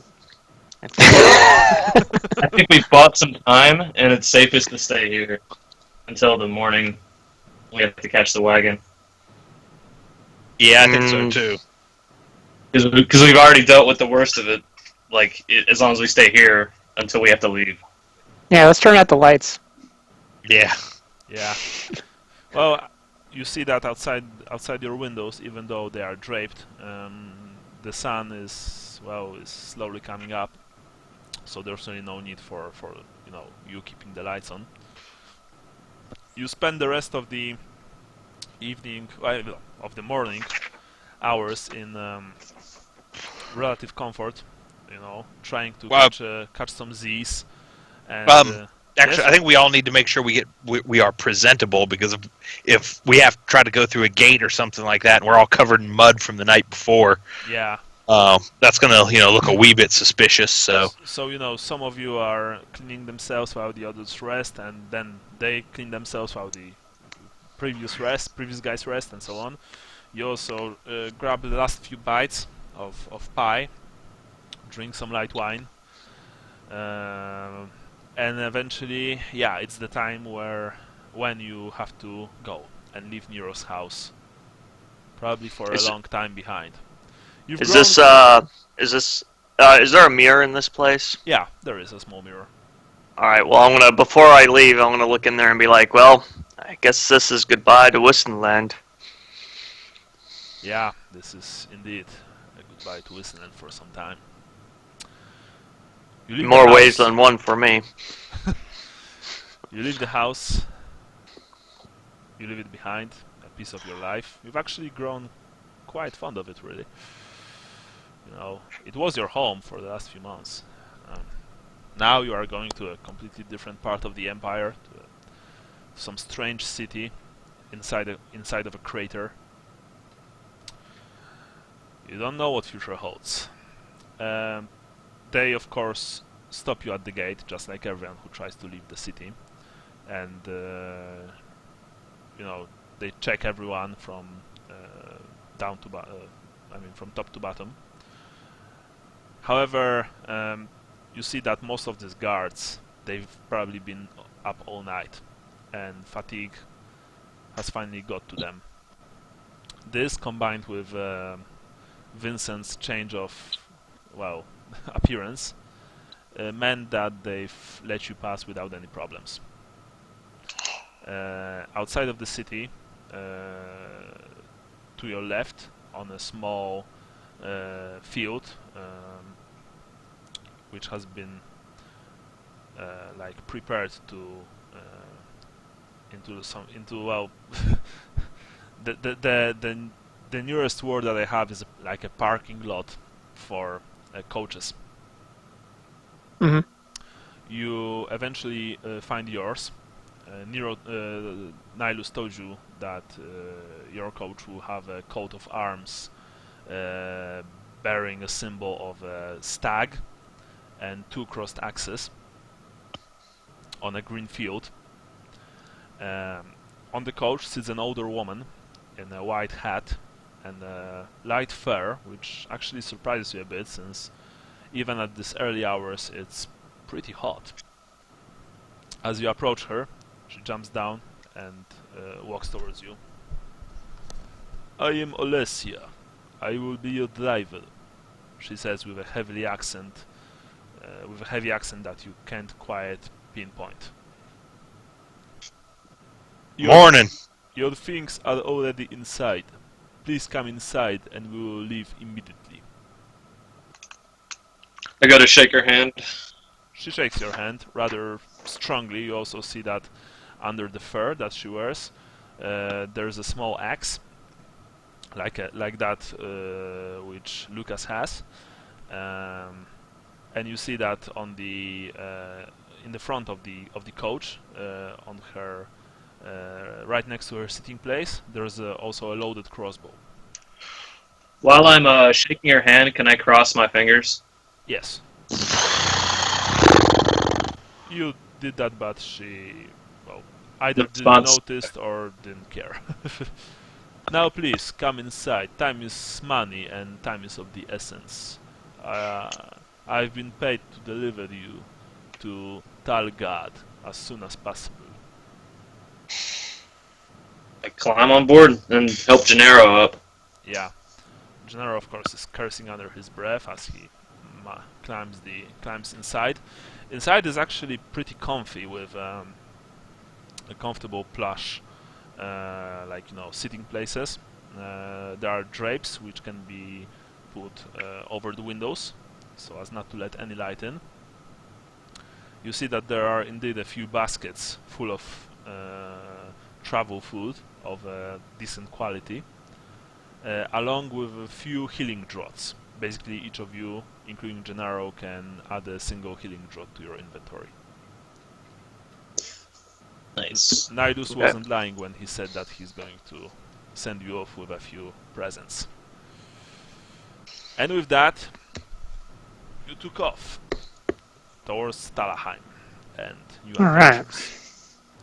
Alright, so that's it for today. Now there will be points, of course.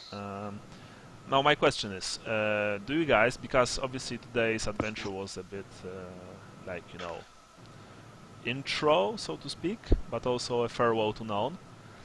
Now my question is, do you guys want a chance to get a few fate points before reaching Talabheim in a sort of a one-shot adventure, or do you want to just start the campaign next time? Well, I'm due due for some fate points. Yeah, me too. I didn't expect to burn one All right. today. Brian as well. Andrew. I'm fine either way. All right. Sean. Yeah, I can do it because I also had to burn one. So. All right. So next time we will play a fairly popular, or should I say, classic adventure from the times of first edition. Which will Would it relate to our campaign? Yes, of course. Okay. Of course. I mean, relate in a way that let's just say it will be adventure on the road to Talabheim. Okay. Now I'm not sure, of course, if we'll manage to finish it in a single session or maybe two, but two should be max. It's not very long. Okay, guys. So now points. Everyone gets 60 points for today's game.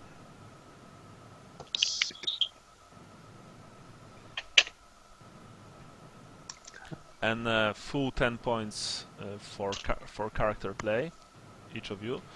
Just guys, wait a second. I'll be back in a few seconds. Yeah. Okay. No worries.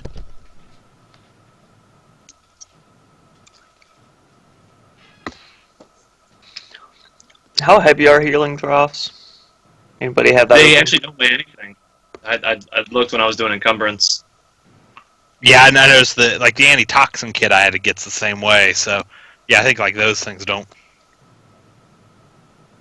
really affect you. For skillet, I put 2. I couldn't find skillet anywhere, so I just put 2. It was like a similar size to other things that are 2. Yeah, the encumbrance stuff is weird because there was some stuff that was like 5 that I was like, really, that shouldn't have been anything. And then Yeah, like my backpack is 20. It's crazy. Well, yeah, exactly. That's what I was wondering about. Is because I was like, why is a bow 75? But then, like tinderbox is 5. Yeah. I already had a tinderbox. I didn't have to buy one of those. No, I'm gonna take that money back. Yeah. Clothes also weigh. Yeah. Shit. I have like 20 per outfit. Is what I put. Well, together that's the pretty thing much. is, if you're wearing them though, they don't count, right? I think they do. Oh, they do. All right. Because I was under the impression that they didn't, but I'll have to retcon that Still then. carrying it, you know what I mean? Yeah. Well, yeah. I get it.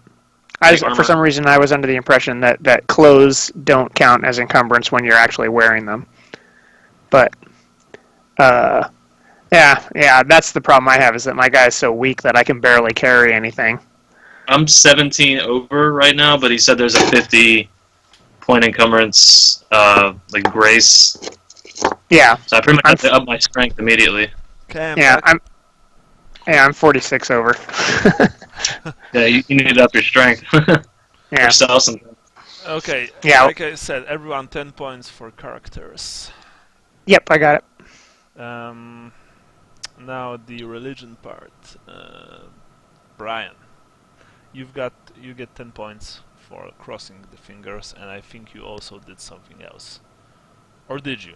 Or was it only the fingers? Because actually, if it were only the fingers, then it's 5 points. But I liked it anyway. I was a good host to the guards. Oh yeah, Esmeralda, right. So it's 10 points for you. All right, Andrew. Yeah, I didn't really do anything very Talish. All right. Other than cursing being in a city a bunch, but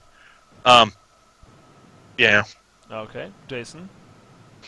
I guess the comment right before I had to use a fate point about hoping not to end up being feed for Tal, and then Except I guess for the that's prayer the to wrong more God. afterwards. Manon is the God that you should have been praying to. I think Well, he's talking about my his sign doom. It was kind of a combination of my doom and my. Well, actually, my- Tao is a god of all living things, so rivers are probably not. And that's his doom, too. Yeah. Like, Well- any of the Tal's creatures shall feast upon thy gut. Yeah. Okay, I'll give you 5 points for that. Sorry, I don't mean to try to be keeping you from getting XP. Just No, we know that. Actually, since this was the last part of living known. Andrew, you also get 5 points for that city remark. I've been making the whole time. Thank you. Yeah, no problem. So yeah, Jason, you get 5 for that. Okay. And Sean, you? The only thing I did was I said praise Sigmar when we toasted with Nihilus. Other than that, I didn't do anything. 5. All right. Let's call it a parting gift. Yeah. Now, star sign. Brian. Rhea's Cauldron. Merciful, fearless. I'm trying to think. Well, you were fearless with crossing, all those parts, like the plats and under the bridge. Yeah. Yeah. I'm trying to think. And Merciful, you were because I know merciful, I well, you didn't want to leave Gennaro behind. You wanted to stay with him, so it's 10 points. For a fag, you are pretty merciful. Andrew? It's Mummet the Fool, which is sensible, intuitive, lucky. I think talking my way through all those stops was definitely lucky. Yeah. Relying somewhat on intuitiveness, and then obviously the sensibleness, I think, was me taking Gennaro. Yeah. Through the since we're the least noticeable ones to try to go through the faster route with him. 10 points, which is max, because I liked your talking a lot today. Jason. Mine is Drungrin's Baldric, and let's see, not a whole lot there. No profession of arms. Kind of had to show restraint. I guess discipline. Trying to grab Leopold's hand when we were all falling, but that's kind of a stretch. Well, I'll give you 5 points for that because you did try to save your comrade. Yeah. All right. 5 points for that. Sean. Okay. The only thing that comes to mind for me for Cacklefax the Cockerel is that I was trying to save money by jumping on the beggar instead of buying him off. Because that was actually what was going through my mind is it was like, oh, if I have to give this guy money, I'll just try to shut him up. Alright, that's actually very good. That's actually so good that I will give you 10 points for that because Okay. Because that's a perfect explanation of fate or doom. Guys, it's you all roleplay your dooms and fates very, very well, but this crazy stuff, like the crazy stuff like this, I love it. It's like this. He's trying his way around to explain why he should get points for his star sign, for his fate sign. And you probably knew giving money would be a lot easier than tackling, but you still tackled him because that's your character. If you just paid him off, there wouldn't be any problems, but... Hey, my first reaction would have been to slit his throat, so... Yeah, well, I was thinking if any of you would just try to whack him over the head with something, strong and hard. I actually, half of it is, especially once you said he had a stick that was a crutch, I'm like, oh, I can really sell the Gennaro cripple bit with that crutch. So I was going to kill him and take his crutch. But oh, by the way, I'm also going to worship Cain from now on. Yeah, that was... Okay, well, I'm glad that you didn't, Andrew, because, while I think that Lucas is this crazy prepper type, I'm not sure if he's the crazy murderer type just yet. No, not just yet. You're right. But I do think that him or me syndrome, depending on how close the guards got, might have kicked in very much. Yeah, I understand that. Yeah, kill or be killed, law of the jungle kind of stuff. So yeah. The stealing his cane part definitely, or would have definitely been well, over the top, and would be run out. Killing would be Cain, because Cain is a god of murder, and he actually forces his well, servants to kill. Right, but I'm saying like as far as like the kill would be killed, kind of law of the jungle kind of attitude. The stealing of a cane wouldn't have really worked in there, but or a crutch, but yeah, they're just killing him just to to save my skin. Well, fortunately, you did not have to do this. Yep. But now it's time for dooms. Brian, tell me about your doom. Blind is the maiden that shall weigh thy soul. Not so much in game, but I sent money off to Gennaro's mother. I know, and I'm going to give you 10 points. A letter saying things okay. Yeah, 10 points for that, because that's actually pretty nice of you. Andrew.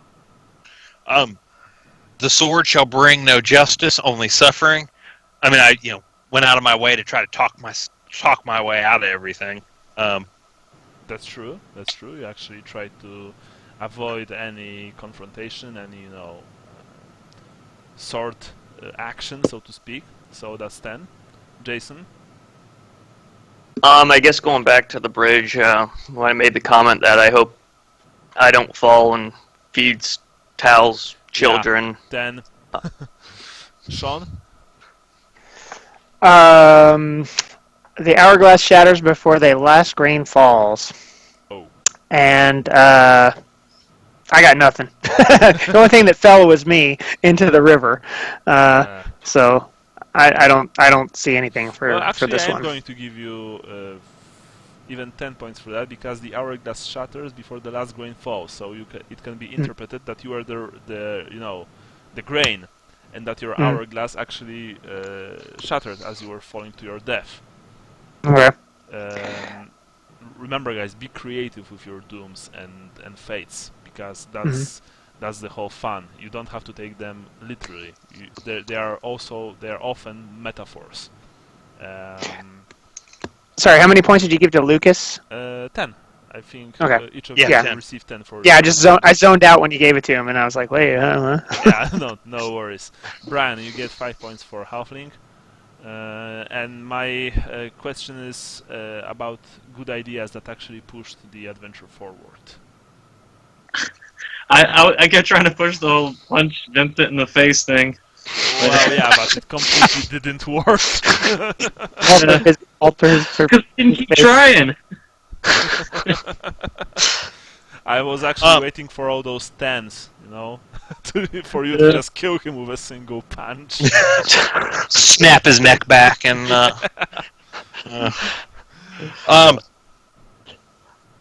Ideas?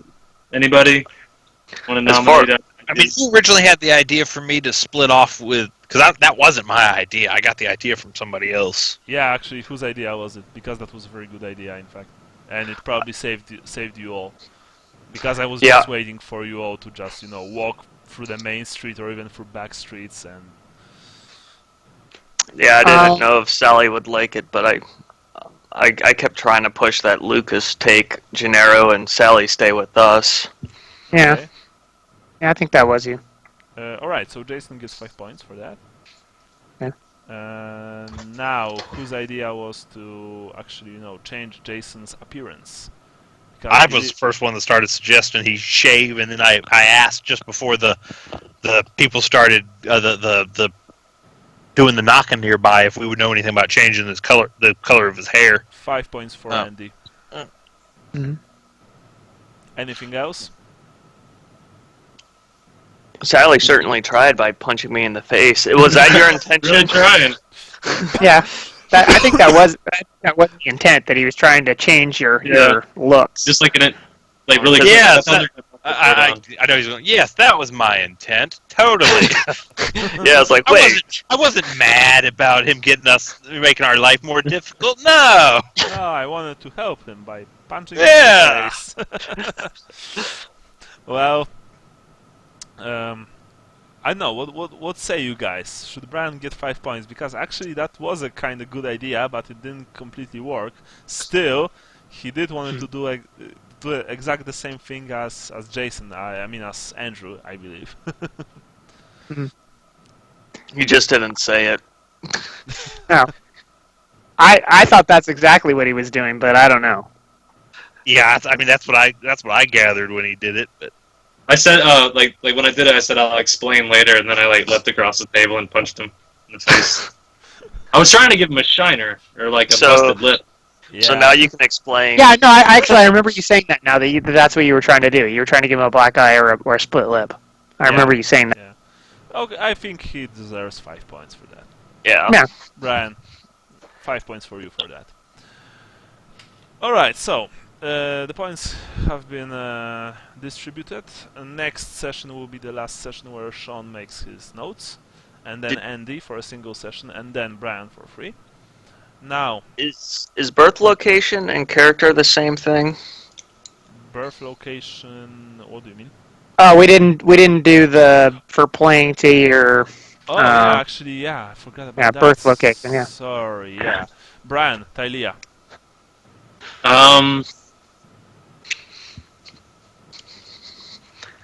Send money to Janera's mother, but I already did that for the Doom. Yeah. I don't think so, honestly. No. Alright, Andy, Talabheim. yeah, I mean, bitching about the city, but in game not much. I mean, I did some stuff that was very Talabheim-landish in between to prep for my next career change, but that's not happened yet, and it's still all out of the game. So I think you will have opportunities once you reach Talabheim. yeah. Would Sally get anything for just telling the guards that I was from Telian and I shouldn't say anything? Well, not really. I mean, that was a good idea, but it was like Never really came up, yeah, I guess. Yeah. There was the backstory I had for the guards when they came into the safe house, but that's the moot. Really. More, yes. That's more of a mood thing. Like I said, I didn't really saw any like. Not Tylia, no. Yeah. Jason, you said something. Yeah, you said goodbye to Wissenland. Yeah, not only because we're leaving, but I was also changing my features to try to not look like I'm from Wissenland. All right. I guess I can give you 5 points for that because that was pretty nice, especially since I've read a bit about Wissenland and they are all those morose type bastards who like are always saying goodbye and whatnot. Sean. Yeah, I don't feel like I did anything this time. I was too busy trying to sneak around and not pay beggars and All right. stuff. So I don't think I got it this time. I have to say. All right. So that's it. Mm. I think we could play. Well, we could play like in 2 weeks from now. Okay. If you guys are cool. It's 19. Oh yeah, I cannot for sure. I'm gonna be up in Flagstaff at a track meet. Okay. So how about I don't know.